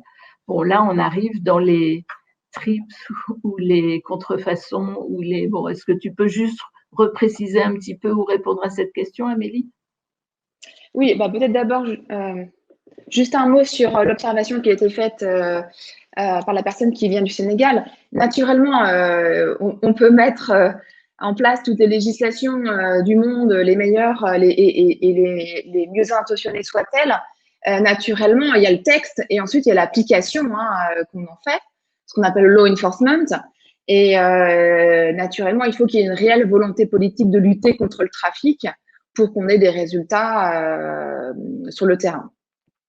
Peut-être juste j'avais assez envie de rebondir également sur ce que disait notamment sur et qui était effectivement très intéressant, c'est le caractère proportionné de la sanction. Et le droit pénal, effectivement, a cette particularité que naturellement vont entrer pour la détermination, pour l'appréciation de la sanction, doivent être prises en compte tous les éléments qui ont conduit à l'infraction. Naturellement, on ne peut pas du tout sanctionner de la même façon un producteur ou quelqu'un qui cherche délibérément à tromper le consommateur avec un produit dénué de principes actifs dont on sait que du coup les effets seront délétères sur la santé du patient puisqu'il n'y a pas d'effet, etc. Donc celui-là doit être bien évidemment puni d'une manière beaucoup plus stricte que effectivement un détaillant, par exemple, ou un grossiste qui, effectivement, parce que la chaîne du froid n'a pas pu être respectée comme elle aurait dû l'être, mais sans intention frauduleuse aucune, et aboutissant, du coup, à, effectivement, une qualité substandard. Donc, effectivement, ce caractère proportionné de la sanction est extrêmement important et on doit, effectivement, prendre en compte tous les éléments pour déterminer la sanction la plus appropriée au comportement répréhensible, le cas échéant. Alors, pour en revenir sur effectivement la question des droits de propriété intellectuelle, on sait très bien, voilà, l'accord sur les ADPIC, les TRIPS en anglais, qu'on connaît tous presque par cœur maintenant. Effectivement, là, dans le cadre de notre intervention aujourd'hui, l'aspect TRIPS, l'aspect ADPIC est totalement indifférent. Ici, ce qu'on entend par contrefaçon, encore une fois, c'est effectivement, je décide de produire ou de mettre sur le marché un médicament qui a une identité ou une présentation erronée. Donc, que ce soit un générique, que ce soit un princeps, que ce soit un médicament commercialisé par tel ou tel fabricant, peu importe, tout type de médicament ou de produit médical entre dans le champ de la Convention Médicrime et entre dans le cadre effectivement de la contrefaçon. C'est pour ça que je l'appelais tout à l'heure contrefaçon au sens extrêmement large. On ne fait pas la distinction. À partir du moment où on dit « je mets de l'hydroxychloroquine sur le marché », et qu'en fait, ce n'est pas de l'hydroxychloroquine qu'on trouve dans ce médicament, c'est une contrefaçon qui pourrait être donc sujet à sanction pénale si effectivement le pays disposait d'une utilisation adéquate. Merci Amélie pour ces précisions. Nous allons passer, ça rejoint d'ailleurs un commentaire qui est fait sur les systèmes de réglementation, puisqu'il y a des réglementations pharmaceutiques, il y a des systèmes de réglementation avec des autorités nationales de réglementation qui sont chargées de réguler leurs marchés, les marchés nationaux, et d'empêcher la circulation des MQIF, des faux médicaments. Donc, est-ce que je me tourne vers Alexandre? Qu'en est-il justement? Quel rôle ont joué ces autorités pendant la crise sanitaire, si on a des exemples? Et de manière générale, voilà, quel est leur niveau de fonctionnement, puisque c'est quand même aussi leur responsabilité. Oui, merci beaucoup en tout cas pour. Je m'inscris complètement dans les interventions qui ont été produites juste avant mon intervention. C'est vrai qu'il est particulièrement important quand on parle qualité de parler aussi contrôle, de parler encadrement du système pharmaceutique par une réglementation pharmaceutique adéquate. Ça serait vraiment mal placé finalement de parler de qualité et sans être jamais en mesure de pouvoir la contrôler. Donc c'est comme un code de la route. Si vous avez un code de la route aussi très bien écrit, mais que personne ne l'applique et personne ne contrôle, et vous n'avez aucun policier qui est chargé de mesurer et l'application de ce code de la route, vous conviendrez que ce code de la route ne va pas servir à grand-chose. Dans le domaine pharmaceutique, c'est un peu la même chose. Si vous avez une loi pharmaceutique, une réglementation pharmaceutique qui est produite, alors déjà, il faut s'assurer qu'elle est bien complète, et puis deux, il faut s'assurer qu'elle est bien exécutée. Et c'est vrai que c'est souvent ce qui pêche, pour rejoindre la question de l'intervenant ou la remarque de l'intervenant de la personne sénégalaise qui montrait que l'exécution était souvent le maillon faible de la chaîne pharmaceutique. C'est vraiment important que cette régulation puisse être forte sur tout l'ensemble de la chaîne pharmaceutique, que ce soit de la production avec l'application des normes internationales que tout le monde connaît sur les bonnes pratiques de fabrication, les bonnes pratiques de distribution. Une réglementation évidemment complète intervient aussi dans le domaine de la distribution, c'est-à-dire l'acheminement finalement des sites de production vers les sites d'utilisation, c'est-à-dire les hôpitaux et puis les officines, le patient. Donc ça c'est important que toute cette chaîne soit vraiment contrôlée. C'est le rôle des autorités de régulation, c'est le rôle des directions de la pharmacie dans les différents États. C'est aussi quelquefois le rôle quand les États se sont dotés d'agences indépendantes, d'agences autonomes, qui est strictement en charge de l'application de la réglementation. Donc ça c'est aussi un caractère qui est assez intéressant de voir que certains pays se dotent d'agences de régulation dont le métier, c'est vraiment la charge de l'exécution de la loi pharmaceutique. Donc ça, c'est des points peut-être ou des bonnes pratiques qui permettent aussi de montrer. Évidemment, il ne faut pas que ça soit des coquilles vides, c'est toujours le problème. C'est quelquefois, on a l'impression d'évacuer un sujet juste en écrivant une loi. En pratique, voilà, si elle n'est pas appliquée, on n'atteint pas l'objectif. Alors, pour revenir aussi à l'intervention de l'OMS. Et l'OMS s'est doté d'outils, en tout cas, qui permettent aux États membres de mesurer leur niveau de maturité en termes de réglementation. Et ça, c'est assez intéressant. Il y a 4 niveaux, le niveau 1 jusqu'au niveau 4, et ça permet de mesurer les progrès que chaque État pourrait faire dans le domaine de la régulation. C'est vrai que c'est des progrès qui sont difficiles à quantifier, et c'est vrai que je salue l'OMS avec la production de ces outils qui vont vraiment être d'une aide précieuse pour pouvoir permettre à chaque État de mesurer ses progrès en matière de régulation pharmaceutique. Donc voilà, après, au niveau de la crise Covid, on a vu effectivement que, mais c'était presque un peu sans surprise, lorsqu'on a des systèmes de réglementation qui sont faibles, finalement, beaucoup de produits rentrent sans qu'ils soient réellement contrôlés, que ce soit des médicaments, mais aussi des réactifs ou bien même des dispositifs médicaux, ce qui est probablement aussi un sujet, le sujet des dispositifs médicaux et d'une réglementation efficace sur les dispositifs médicaux dans les pays en Afrique ou ailleurs. C'est vraiment aussi un sujet de santé publique qui est souvent sous-évalué ou sous-mesuré, mais qui est aussi un vrai sujet à prendre en compte pour les prochaines années. Merci, merci Alexandre. Je reviens vers toi très vite pour voir un peu qu'est-ce qu'on peut faire pour améliorer encore ou pour accompagner ce qui se fait auprès des autorités de réglementation. C'est d'ailleurs un commentaire. Ne faudrait-il pas renforcer les compétences et ces autorités de réglementation? Donc, on va l'aborder. Avant, je voudrais redemander à Pernette, finalement, dans la lutte contre les médicaments, les MQIF, que préconise l'OMS? Alors, je remercie Alexandre de ses interventions parce que ça va me permettre de rebondir bien. L'OMS recommande une stratégie de prévention, détection et intervention. Mais cette stratégie-là, elle est basée sur l'analyse des forces motrices qui mènent à l'existence de produits médicaux de qualité inférieure et falsifiés. Et il y a 3 grandes forces motrices. La première, c'est un accès limité à des produits médicaux, c'est-à-dire en termes de disponibilité, d'abordabilité et d'acceptabilité.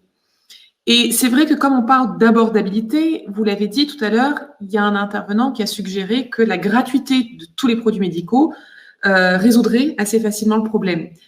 La vérité, c'est que si c'est peut-être gratuit pour le patient, l'utilisateur final, il y a bien quelqu'un quelque part qui paye pour ce produit-là. Et donc, cela ne ferait que repousser le problème plus en amont dans la chaîne d'approvisionnement. Donc ça, c'est un premier point. Le point qu'Alexandre a mené à pointer du doigt tombe sous la question de gouvernance. Ça, c'est une autre force motrice, c'est une autre cause. Et dans la gouvernance, eh bien, il y a des pratiques d'acquisition, de gestion de la chaîne d'approvisionnement qui ne sont pas très bonnes. Il y a des pratiques inéthiques que je distingue des pratiques de corruption. Et il y a aussi souvent un problème de structure administrative. Donc, Alexandre a parlé de l'autonomie des agences de réglementation et de leur capacité à exécuter ces politiques publiques. Et ça, c'est très, très important. Si ces agences-là n'ont pas ni la capacité, donc là, on retombe sur les niveaux de maturité de l'OMS, la capacité technique, qui est une autre cause de l'existence des produits-là, ni l'autorisation d'exécuter, eh ben, il va y avoir des espaces dans lesquels ces produits-là, de qualité inférieure et falsifiés, vont pouvoir s'immiscer. Donc, l'OMS recommande donc de prévenir, et donc dans la prévention, d'abord, c'est qu'il faut s'assurer que tous les acteurs exigent une certaine qualité, c'est-à-dire autant la personne à la fin qui achète le produit, le patient, on n'achète pas des médicaments sur des sites internet qui n'ont aucune fiabilité, on n'achète pas des médicaments dans la rue, mais également les acheteurs, les grossistes doivent s'assurer qu'il y ait une bonne diligence, qu'il y ait une vérification des produits. Et ça retombe dans ce que disait Amélie. On doit vérifier les documents. Beaucoup de documents sont parfois falsifiés. Donc, s'il y a une exigence de qualité et que les vérifications sont faites à chaque niveau, ça va déjà prévenir beaucoup de problèmes. Ensuite, il faut que la chaîne d'approvisionnement reste intègre, c'est-à-dire que les produits ne se détériorent pas, ne se dégradent pas au cours de leur acheminement vers le patient et que cette chaîne d'approvisionnement reste imperméable à l'introduction de versions falsifiées. Ensuite, il faut détecter. Et détecter, c'est difficile parce que les produits falsifiés sont faits pour passer sous le radar, pour ressembler autant que possible à une version existante. Et les substandards ou les de qualité inférieure, eh bien, ça n'est qu'une fois qu'ils sont en laboratoire qu'on peut souvent les catégoriser comme tels. Mais une fois que c'est détecté, il faut pouvoir les notifier aux agences idoines, aux autorités publiques. Et une fois que c'est notifié, il faut pouvoir intervenir. Et dans l'intervention, il y a d'abord la réponse protection de santé publique, ensuite la réponse réglementaire et, si nécessaire, une réponse plus de l'ordre de tout ce qui est juridiction et criminel. Et ça, on renvoie encore vers ce que disait Amélie. Voilà. Et juste, j'ai mentionné le fait que l'accès financier ne résolvait pas tout le problème parce qu'il y a ces trois grandes causes. C'est l'accès limité, la gouvernance et la capacité technique. Merci. C'est très important, Pernette. Je vais me permettre de lire un commentaire qui, moi, me choque beaucoup, peut-être vous également. Est-ce que les produits à valeur inférieure, donc qualité inférieure, j'imagine, ne sont pas quand même importants pour les pays où les gens n'ont pas les moyens pour se faire doter les produits? Je pense qu'on a vu que même les médicaments sous standard ou de qualité inférieure font autant de victimes que ceux qui sont vraiment falsifiés. Il ne faut pas transiger avec la qualité et tout le monde, il faut assurer l'accès, bien sûr, et on va voir, peut-être on aura le temps d'aborder comment améliorer l'accès financier, la disponibilité, mais la qualité, elle doit être la même pour tous. Pour se soigner, il faut un médicament qui soit bon, point final. Donc, je ne sais pas, peut-être vous aurez des commentaires sur ce commentaire-là. Je vous ai juste livré ma première réaction. Je voulais maintenant, par rapport aux préconisations de l'OMS, comment peut-on et comment fait-on déjà peut-être actuellement le renforcement des systèmes d'approvisionnement Alexandre, est-ce que tu peux nous éclairer sur comment on doit faire, quelle approche on doit avoir par rapport à ces systèmes? Alors oui, je pense qu'effectivement, un enjeu clé, c'est de renforcer les systèmes de santé, mais quand on a dit ça, on n'a pas dit grand-chose. Il faut peut-être aller un peu plus loin et s'intéresser véritablement au système pharmaceutique sur l'ensemble de la chaîne, hein, de la production jusqu'à la délivrance du médicament par une personne qualifiée. Et ça c'est important. C'est important aussi de se doter d'un dispositif légal solide, c'est-à-dire que quand la réglementation n'est pas respectée, il faut qu'on ait un arsenal juridique qui permette de punir de manière dissuasive pour éviter évidemment une permissivité et une non-application. Évidemment, si on ne contrôle pas ou si lorsqu'on contrôle, on n'est pas puni, finalement, le contrôle ne sert pas à grand-chose. Donc ça, c'est vraiment important que le code pénal soit vraiment adapté dans chaque État pour que les trafiquants soient sévèrement punis. Sur le volet de la réglementation pharmaceutique, il y a plusieurs piliers qu'il faut bien avoir en tête et que l'ensemble des pays, via les politiques pharmaceutiques nationales, ont également bien identifié. Ça touche évidemment les procédures d'importation, ça touche l'homologation des produits de santé, ça touche l'inspection. Et là, l'inspection, c'est vraiment le contrôle, la vérification sur le terrain que la réglementation est bien appliquée. Ça touche évidemment la pharmacovigilance. Ce sont autant de piliers du système pharmaceutique sur lesquels il faut s'intéresser. Il faut s'intéresser d'un point de vue, évidemment, il faut commencer par renforcer l'expertise. Donc, on est vraiment sur des mesures de formation pour que les personnes en charge de ces sujets, de ces problématiques puissent les traiter de manière adéquate. Et évidemment, il faut aussi se projeter dans l'action.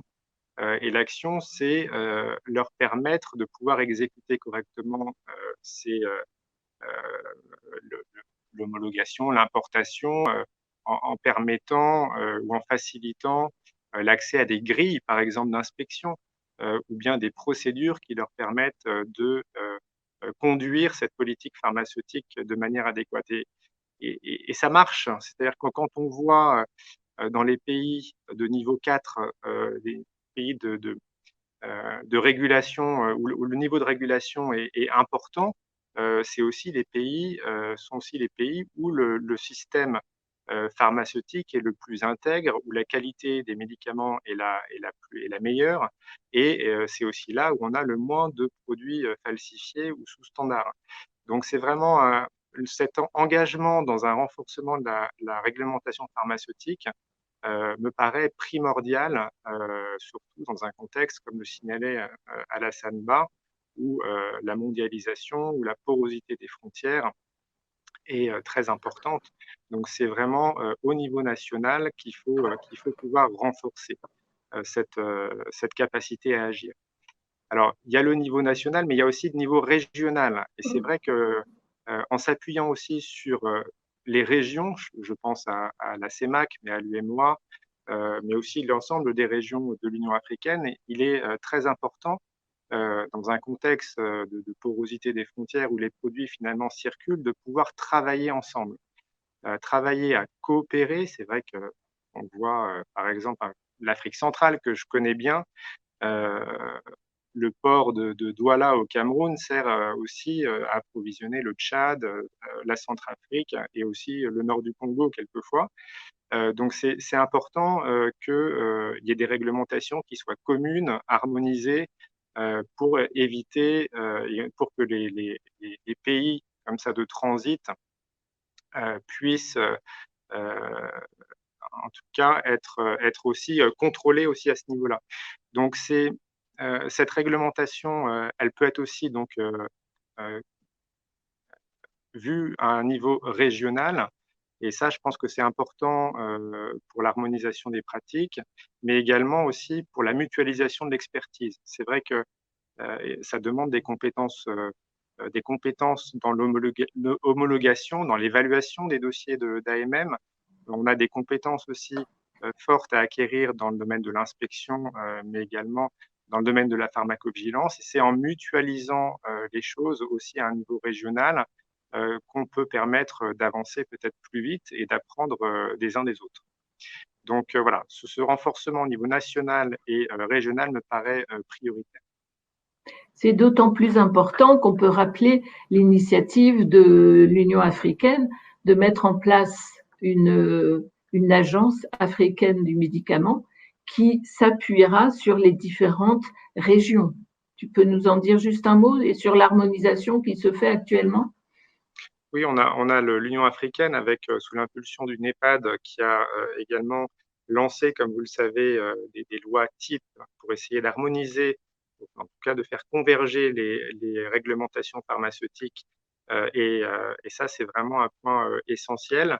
La mise en place d'une agence du médicament africaine a également été engagée.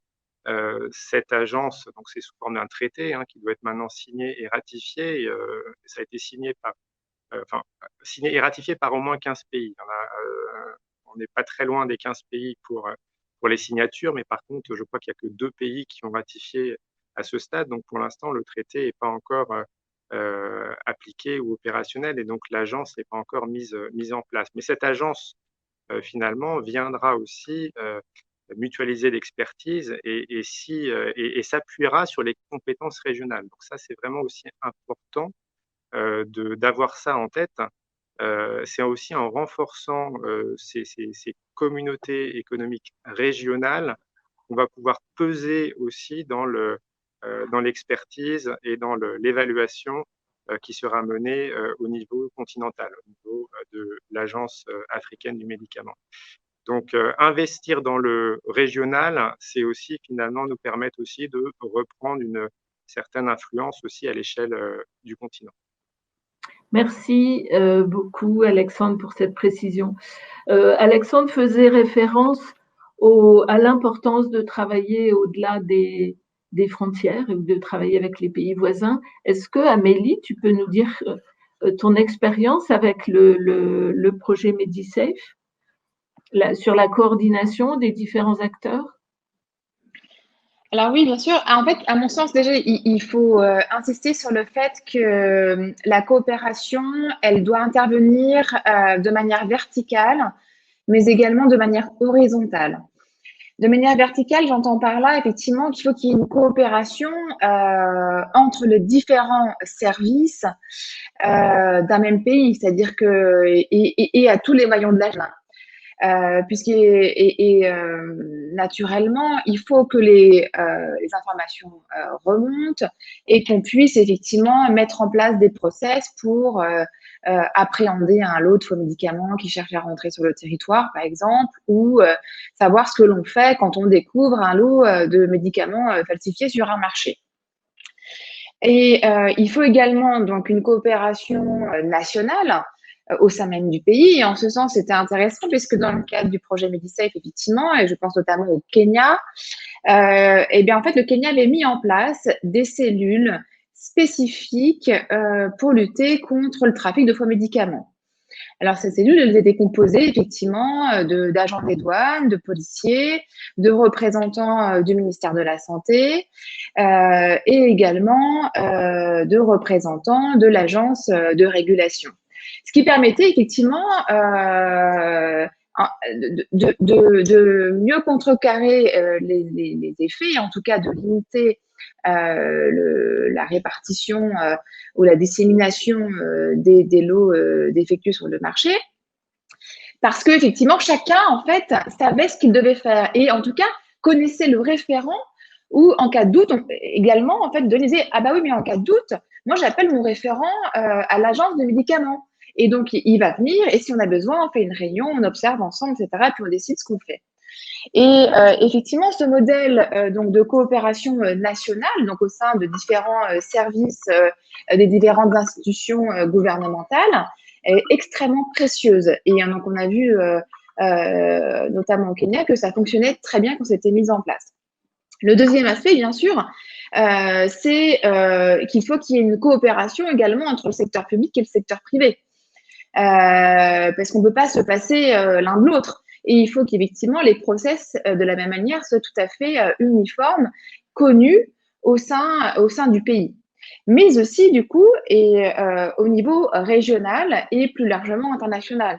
Et ça nous servira également dans l'appréciation des sanctions pénales, puisque l'ensemble, effectivement, de la connaissance et les remontées d'informations et ces notifications que pourrait se faire un pays à l'autre. Par exemple, je sais que pour avoir travaillé avec l'équipe de Kinshasa, également, en fait, ils ont créé du groupe WhatsApp. Et ça peut être juste un groupe WhatsApp, mais effectivement, avec, par exemple, les douaniers de la région. Et avec une notification de dire, attention, nous, on a trouvé un lot de Nivaquine, enfin, ce qu'on veut. Et donc, voilà, on vous le notifie, et méfiez-vous, etc. Les documents falsifiés retrouvés ont été ceux-ci. Et c'est par le biais de quelques photos et effectivement d'un groupe WhatsApp que déjà on peut faire quelque chose. Donc, quand bien même on n'a pas une structure et un arsenal, même juridique et ensuite d'institutions très formalisées, il n'empêche qu'on peut commencer par des choses effectivement extrêmement simples. Et ensuite, si effectivement on souhaite vraiment institutionnaliser, ce qui peut être aussi envisagé dans un second temps, bien sûr, hein, c'est effectivement donc de s'approprier ou en tout cas voilà, de s'inspirer des dispositions de la Convention Médicrime. Alors l'idée n'étant pas de vendre à tous la Convention Médicrime aujourd'hui, c'est pas du tout ça, mais l'exemple est intéressant parce qu'il aujourd'hui constitue l'unique instrument de droit pénal international s'agissant de la contrefaçon de médicaments.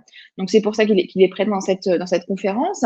Et effectivement, la Convention, elle prévoit effectivement des mesures de coordination nationale, des mesures de coordination régionale et internationale pour que les pays puissent effectivement prévoir une certaine coordination, une harmonisation de leurs procédures et process pour lutter contre les faux médicaments, incluant d'ailleurs même des programmes de protection d'ailleurs des victimes et des témoins.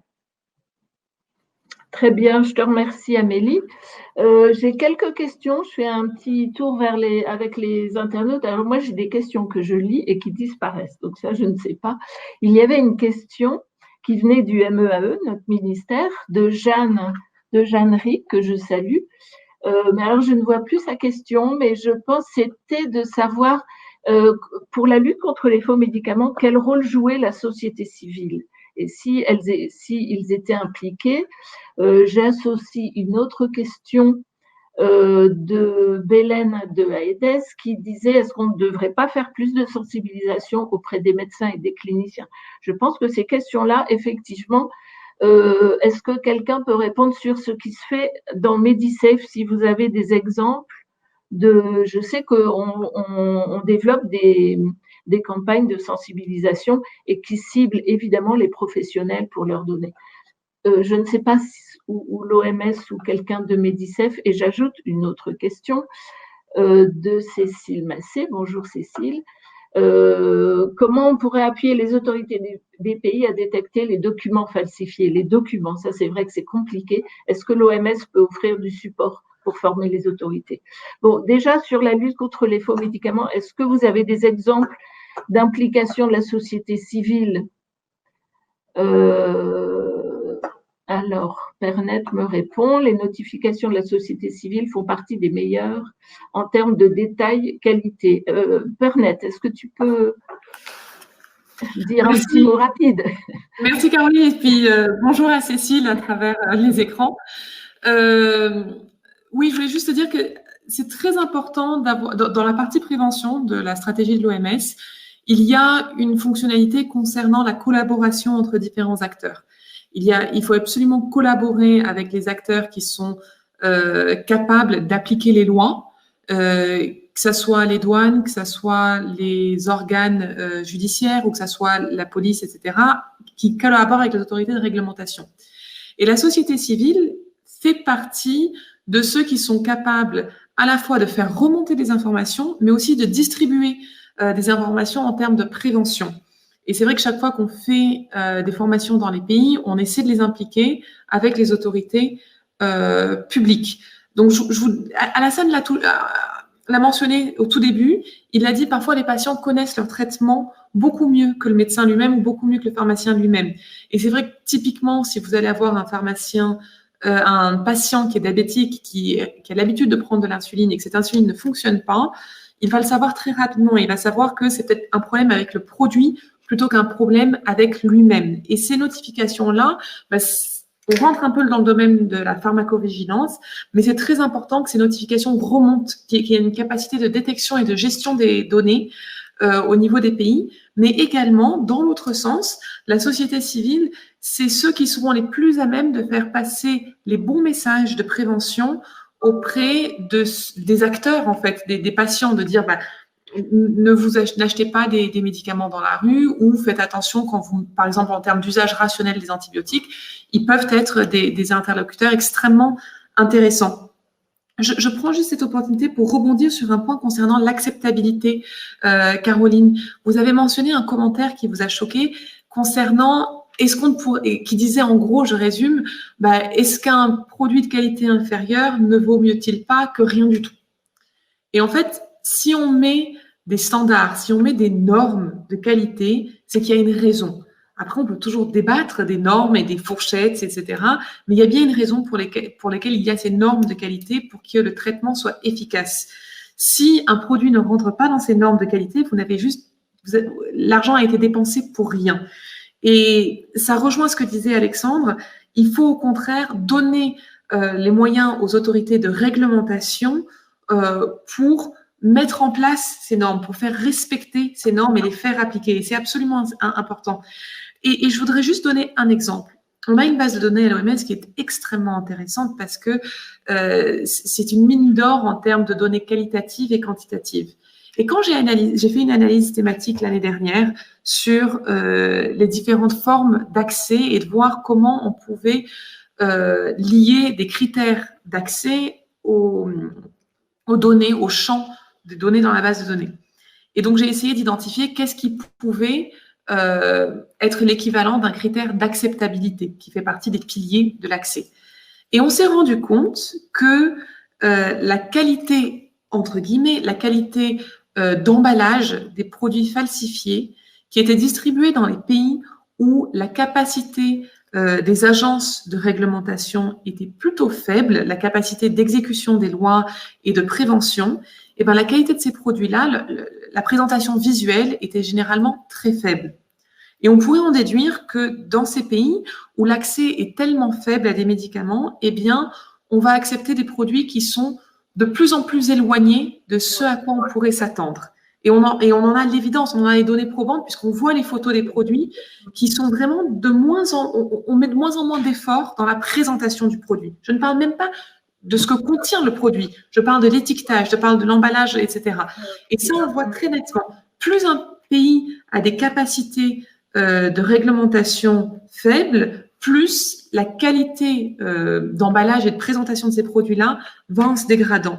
Et dans cette même analyse, on a pu faire une corrélation très forte entre l'index de couverture maladie universelle et, entre guillemets, le taux de notification des produits de qualité inférieure et falsifiés à la base de données. Et on voit, et les types de produits qui étaient notifiés. Et ça, c'est très intéressant parce qu'on voit que dans les produits où il y a une certaine forme de couverture maladie universelle, eh ben, les médicaments essentiels seront moins souvent notifiés que d'autres produits qui vont être peut-être plus souvent des produits de confort. Voilà. Oui, très bien. Merci. Le temps passe très vite. On a encore un ou deux sujets importants. Donc, je voudrais vraiment qu'on passe au sujet suivant, mais j'ai quand même… voilà, on est rejoint. Alors, ce que vient de dire Pernet et ma réaction tout à l'heure, nous sommes rejoints par Daniel Vandenberg. Bonjour Daniel, on te salue. Voilà, il n'y a pas d'autre position à adopter par rapport à la qualité d'un médicament. Soit il est de qualité, soit on le rejette. Bon, donc, voir les normes, mais tu as tout à fait raison. Bon, il y a d'autres questions. Il y a juste une question que je voudrais… il y a des questions, peut-être on les reprendra plus tard. On a déjà parlé de l'industrie locale, bon, si on se prendra un court moment pour voir si on peut apporter différentes réponses aussi sur des programmes pour renforcer les capacités des autorités réglementaires. Je veux bien y répondre après, mais ne soyez pas anonyme, sinon je ne pourrais pas savoir qui a posé la question. Et il y a juste une question, puisqu'on a mentionné, je pense c'est Alexandre qui a mentionné l'outil de l'OMS c'est un outil d'auto-évaluation des niveaux de maturité des autorités de réglementation. C'est Richard Abdul qui nous pose la question. Richard est le coordonnateur de notre projet Medicef, il se trouve au Kenya. Richard, ces outils, il faut voir avec l'OMS. Je pense qu'il y a Léa de l'OMS qui travaille avec ces outils, qui regarde, je l'espère.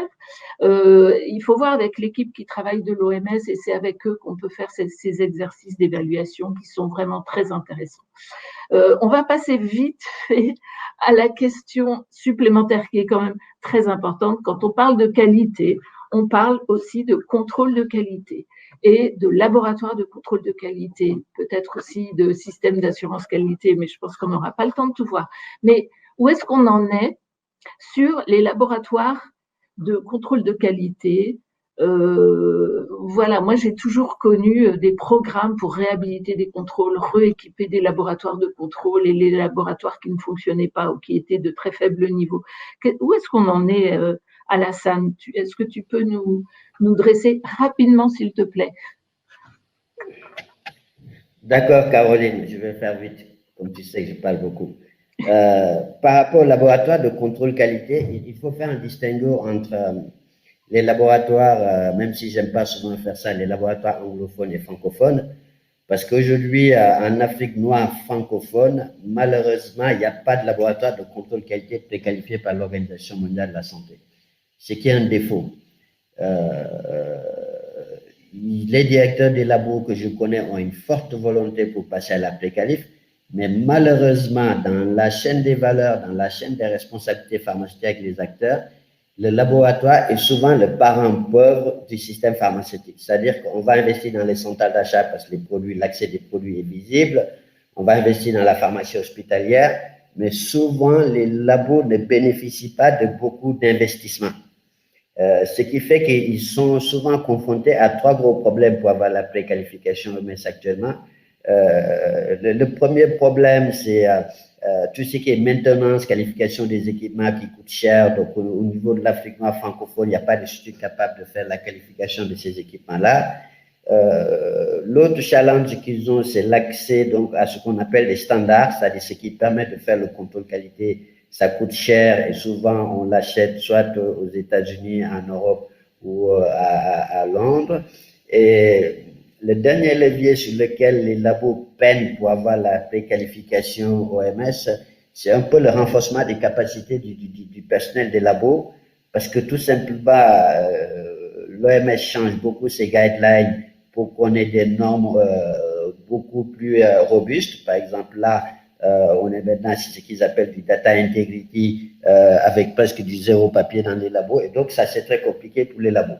Mais cependant, il y a de l'espoir. Pourquoi il y a de l'espoir? Parce que pendant le Covid, les labos ont joué un rôle très important et il y a des projets. Par exemple, pendant le Covid, certains laboratoires de contrôle qualité comme celui du Mali ou du Tchad, c'est ces labos-là qui ont fabriqué le gel hydroalcoolique. Il a fallu qu'on leur donne juste les matières premières, l'alcool, la glycérine, etc. C'est ces labos-là qui, dans certains pays, on a voulu fabriquer de l'hydroxychloroquine. C'est ces labos-là qui ont été faire le contrôle qualité au sein des unités de production. Et c'est ces labos-là aussi qui ont participé un peu au screening des documents, puisque Cécile parlait de faux documents. Et comme vous le savez, pendant le Covid, il y a eu beaucoup de fournisseurs. Chacun s'est spécialisé fournisseur de masques de gel hydroalcoolique. Donc, on a reçu beaucoup de documents dans les pays. Et donc, c'est les labos et les DPM ont participé à l'analyse de ces documents pour être sûr que ce n'est pas des faux documents. Mais encore une fois, on revient sur une chose qui est importante, c'est que on parlait, Pernette parlait tout de suite des faux médicaments, du renforcement des DPM, de faire du post-marketing contrôle, etc. Et sans le fonctionnement des labos comme il faut, il nous manque un maillon pour lutter contre ces médicaments. Or, c'est le labo qui doit le faire en lien avec la DPM sur du post-contrôle, etc. Donc, il y a un projet qui a été initié, qui est financé par Expertise France, qui s'appelle CORAC, donc Coopération, Renforcement, Assurance, Qualité, entre le Bénin, la Mauritanie, le Niger et le Burkina Faso, pour les renforcer sur les 4 piliers que je viens de citer là, sur la dématérialisation donc des données, sur la qualification des équipements et sur le renforcement assurance qualité. Donc ça, c'est un projet qui est financé par Expertise France pour au moins qu'à la fin, sur 4 de ces labos-là, qu'il y en ait un qui va obtenir la préqualification et jouer son rôle de rempart et de protection des patients pour avoir des produits de qualité. Voilà sur les labos. Merci. Juste, pourquoi est-ce que les laboratoires sont si en retard? Il y a longtemps, il y avait des laboratoires de référence en Afrique de l'Ouest. Mais par exemple, l'Anspex au Niger a été laboratoire référent avec l'Organisation mondiale de la santé. Mais c'est qu'à un moment donné, les labos sont en retard parce qu'il y a eu moins d'investissement. Il y a eu moins d'investissement. Or, dans un labo, si vous investissez pas tous les ans en particulier sur la qualification des équipements, vous n'allez pas passer les étapes de la préqualification de l'OMS. Ça, c'est très important. Ça, c'est la première chose. Mais encore une fois, c'est un problème de priorisation sur les systèmes pharmaceutiques. Quelle est la priorité et qu'est-ce qu'on met au labo? Or, le labo n'est pas visible en fait. Le travail du labo n'étant pas visible puisque c'est pas le labo qui donne les médicaments, souvent c'est très compliqué pour ces labos-là d'avoir le budget national. Après, il y a des partenaires. Il y a les Américains qui ont le projet là, qui financent sur les labos. Il y a le Fonds mondial souvent dans le cadre du RSS qui renforce aussi les labos. Mais toute la difficulté repose sur l'investissement au niveau des labos et sur ces 4 piliers-là que je viens de citer. Merci Alassane. Je suis désolée parce qu'il reste vraiment peu de temps, mais on voulait juste dire un petit mot, mais très petit, sur l'accès Alors vraiment, on pourra juste que donner quelques notions. Est-ce que Alexandre et Alassane, vous étiez chargés de mettre quelques mots sur l'accès? Est-ce que vous pouvez le faire en 2 ou 3 minutes avant qu'on vous passe la parole pour clore cette réunion? Alassane ou Alexandre? Moi, je veux bien parler de l'accès. Non, c'est important en tout cas d'avoir un accès, surtout quand on parle d'accès, c'est accès à des médicaments de qualité. Encore une fois, la qualité, ça ne se décrète pas, ça se contrôle. Donc, et ça, on a des outils pour le faire, hein, avec une réglementation adaptée, un enregistrement des médicaments. Et là, je tiens aussi à souligner l'importance pour les bailleurs internationaux, que ce soit le Fonds mondial, ou bien les donateurs, puisqu'il y a aussi beaucoup de dons de médicaments qui sont faits dans les pays, qu'il faut s'inscrire dans ces systèmes de réglementation.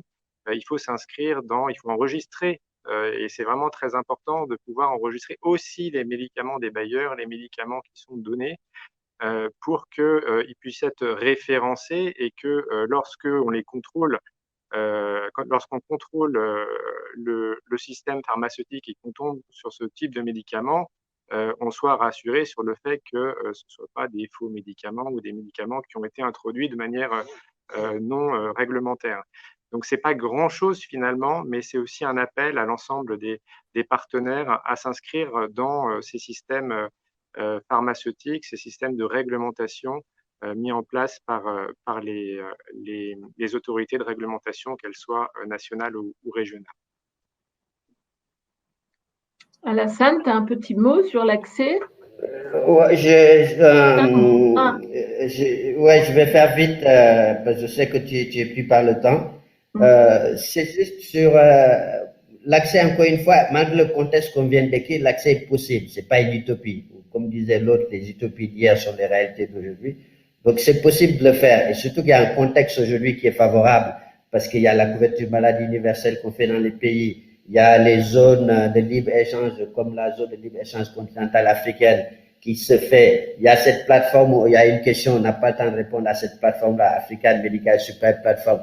Donc il y a tellement de perspectives, et le contexte évolutif aujourd'hui nous permet de dire que c'est possible. Si vraiment on y croit, on peut y arriver.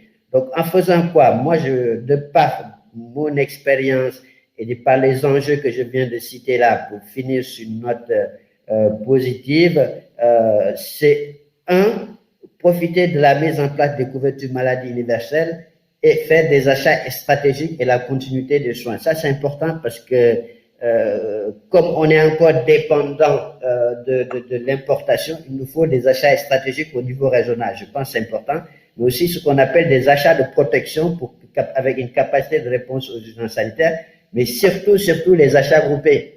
C'est-à-dire qu'aujourd'hui, il y a des pays qui sont tellement petits, qui ont de petits produits, de petits volumes qu'ils ne peuvent pas acheter au niveau national. Donc, l'ACAM a un projet que tu disais tout de suite sur les achats groupés. Je pense qu'on devrait mieux travailler avec l'ACAM pour arriver enfin, ça fait des années qu'on parle de ça, de ces achats groupés-là. Après, il y a aussi tout ce qui est partenariat public-privé. C'est-à-dire que comme on n'arrive pas à mobiliser des fonds domestiques et que l'accès aux médicaments ne peut pas dépendre des fonds internationaux qu'on reçoit, parce qu'il suffit qu'on ferme le robinet et qu'on n'a plus d'argent pour acheter, la mobilisation des fonds domestiques avec un partenariat public-privé peut permettre, peut-être une voie en tout cas qu'on peut explorer pour demain avoir des centrales d'achat robustes qui jouent leur rôle de pilier et avoir accès à ces médicaments-là. Et bien évidemment, une chose qui est importante, et je finis avec ça, c'est, on n'en parle pas souvent, c'est ce qu'on appelle santé et sécurité, c'est-à-dire que l'accès aux médicaments dans des zones de conflit, comme dans le nord du Mali par exemple. Aujourd'hui, il faut qu'on réfléchisse à ça, et quand on parle de distribution dernier kilomètre, il faut aussi qu'on dimensionne le système demain dans l'accès, qu'on n'oublie pas ceux qui habitent dans des zones de conflit, comment on fait pour qu'ils aient quand même des produits de qualité. Voilà un ramassé, pour ne pas trop monopoliser la parole, les choix de demain pour pouvoir avoir l'accès aux médicaments. Bon, merci beaucoup Alassane. Alors, ça rejoint, je me dépêche vraiment, ça rejoint les 3 derniers commentaires qu'on a. Amadou qui parle de l'importance du secteur privé. Vous avez tout à fait raison, et ça fait aussi partie des perspectives à explorer davantage. C'est la part de nouveaux types de partenariats. Il y a Guy qui redit, Alexandre n'a pas parlé de l'industrialisation pharmaceutique. Nous ne l'avons pas fait, il y a eu 2 commentaires dessus. Je ne sais pas si on peut parler d'autosuffisance. Bien sûr, c'est quelque chose qu'il faudra développer, mais la production pharmaceutique, c'est aussi tellement compliqué avec des questions d'ordre économique, des questions d'ordre contexte industriel et aussi taille des marchés, etc. C'est une conférence en soi. Bien sûr, ça en fait partie, je pense que c'est peut-être des visions à long terme, mais qui sont absolument indispensables au niveau de l'Afrique, pas de chaque pays, encore une fois. On parle de promotion de la santé, il faudrait impliquer la population avec des publicités sur les dangers liés aux faux médicaments.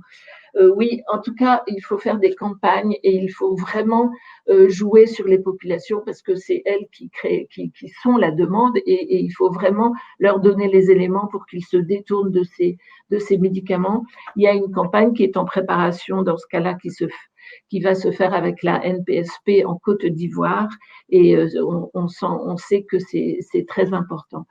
Écoutez, on n'a pas pu répondre à tout, j'en suis désolée. Merci de votre participation et je peux vous dire que nous avons eu plus de 1500 vues sur cette conférence, donc c'est quand même un beau succès, on va dire. Ce format inédit, finalement, nous a permis d'échanger et je pense que c'était très intéressant. Je voudrais beaucoup remercier nos intervenants pour leur rapport qui a été très intéressant. Merci Pernette, merci Amélie, merci Alexandre et merci Alassane. Vous avez vraiment été formidables et on verra si on ne peut pas encore explorer et exploiter les questions que vous nous avez adressées et voir si on peut aussi, d'une manière ou d'une autre, vous renvoyer des réponses. Voilà pour cette première conférence sur le médicament. On ira demander à notre direction d'en faire d'autres parce que c'est un sujet qui mérite vraiment, surtout maintenant, dans le besoin aussi de revoir peut-être nos approches, nous semble très important et je pense qu'il faut creuser et nous sommes très motivés pour cela. Donc, merci encore une fois à tous. Et je vais solliciter Caroline Comiti qui nous a regardé depuis le début et qui va nous rejoindre pour nous donner un petit mot de conclusion sur le contenu de nos débats et de nos échanges. Caroline. Merci Caroline. Merci à tous. Difficile de conclure des débats aussi riches et puis merci à nos intervenants. Donc pour essayer rapidement de sortir les points saillants, donc approvisionner, réguler, contrôler, ça c'est la tâche des États partenaires, de nos pays partenaires africains, à les aider à les accompagner pour assainir leurs marchés nationaux, notamment dans les pays francophones. Donc ça c'est une des missions, je pense, de Expertise France, de mettre à disposition de nos pays partenaires des experts pour remplir ces missions, le faire au niveau régional, puisqu'il est évident, ça a été souligné par les experts régulièrement, que dans les sous-régions africaines, les choses avancent. On est un peu en retard, je pense, au niveau des pays francophones et donc nous devons tous les accompagner, les appuyer pour avoir une approche holistique, travailler en réseau, se régionaliser sur toutes ces voies qu'il faut vraiment privilégier. Arrêtons de faire des millefeuilles en arrivant chacun avec nos solutions. Accompagnez-les pour adapter les activités de production, les activités d'approvisionnement en fonction des contextes des communautés économiques régionales. Je pense qu'ils seront plus intégrés donc, dans la future agence du médicament africaine. Il faut renforcer forcément les bonnes pratiques de gouvernance, les moyens de lutte, tout ça qui gangrène les systèmes de santé. Donc, Expertise France et le pôle d'appui technique du département santé, nous sommes bien sûr à la disposition de nos pays partenaires sur des projets cruciaux comme ça pour la santé mondiale. On l'a vu là dans le cadre de l'épidémie de Covid. On le verra sans doute dans dans le cadre d'épidémies ou de virus émergents. Il y a des gens qui m'envoient des WhatsApp, je suis sur mon téléphone et ça bloque. Je vous remercie à tous d'avoir participé. 1500 vues, c'est un grand succès. On recommencera à faire des rendez-vous de l'expertise sur la santé, sur ces sujets santé publique, santé mondiale, sur les systèmes de santé, l'appui aux politiques publiques dans le secteur de la santé mondiale, bien entendu. Merci à tous. Encore d'être présent aujourd'hui et merci à Caroline d'avoir organisé tout ça, membre de mon équipe incontournable et dynamique, comme toutes les autres d'ailleurs, et bonne journée à tous. Merci beaucoup et au revoir. Au revoir.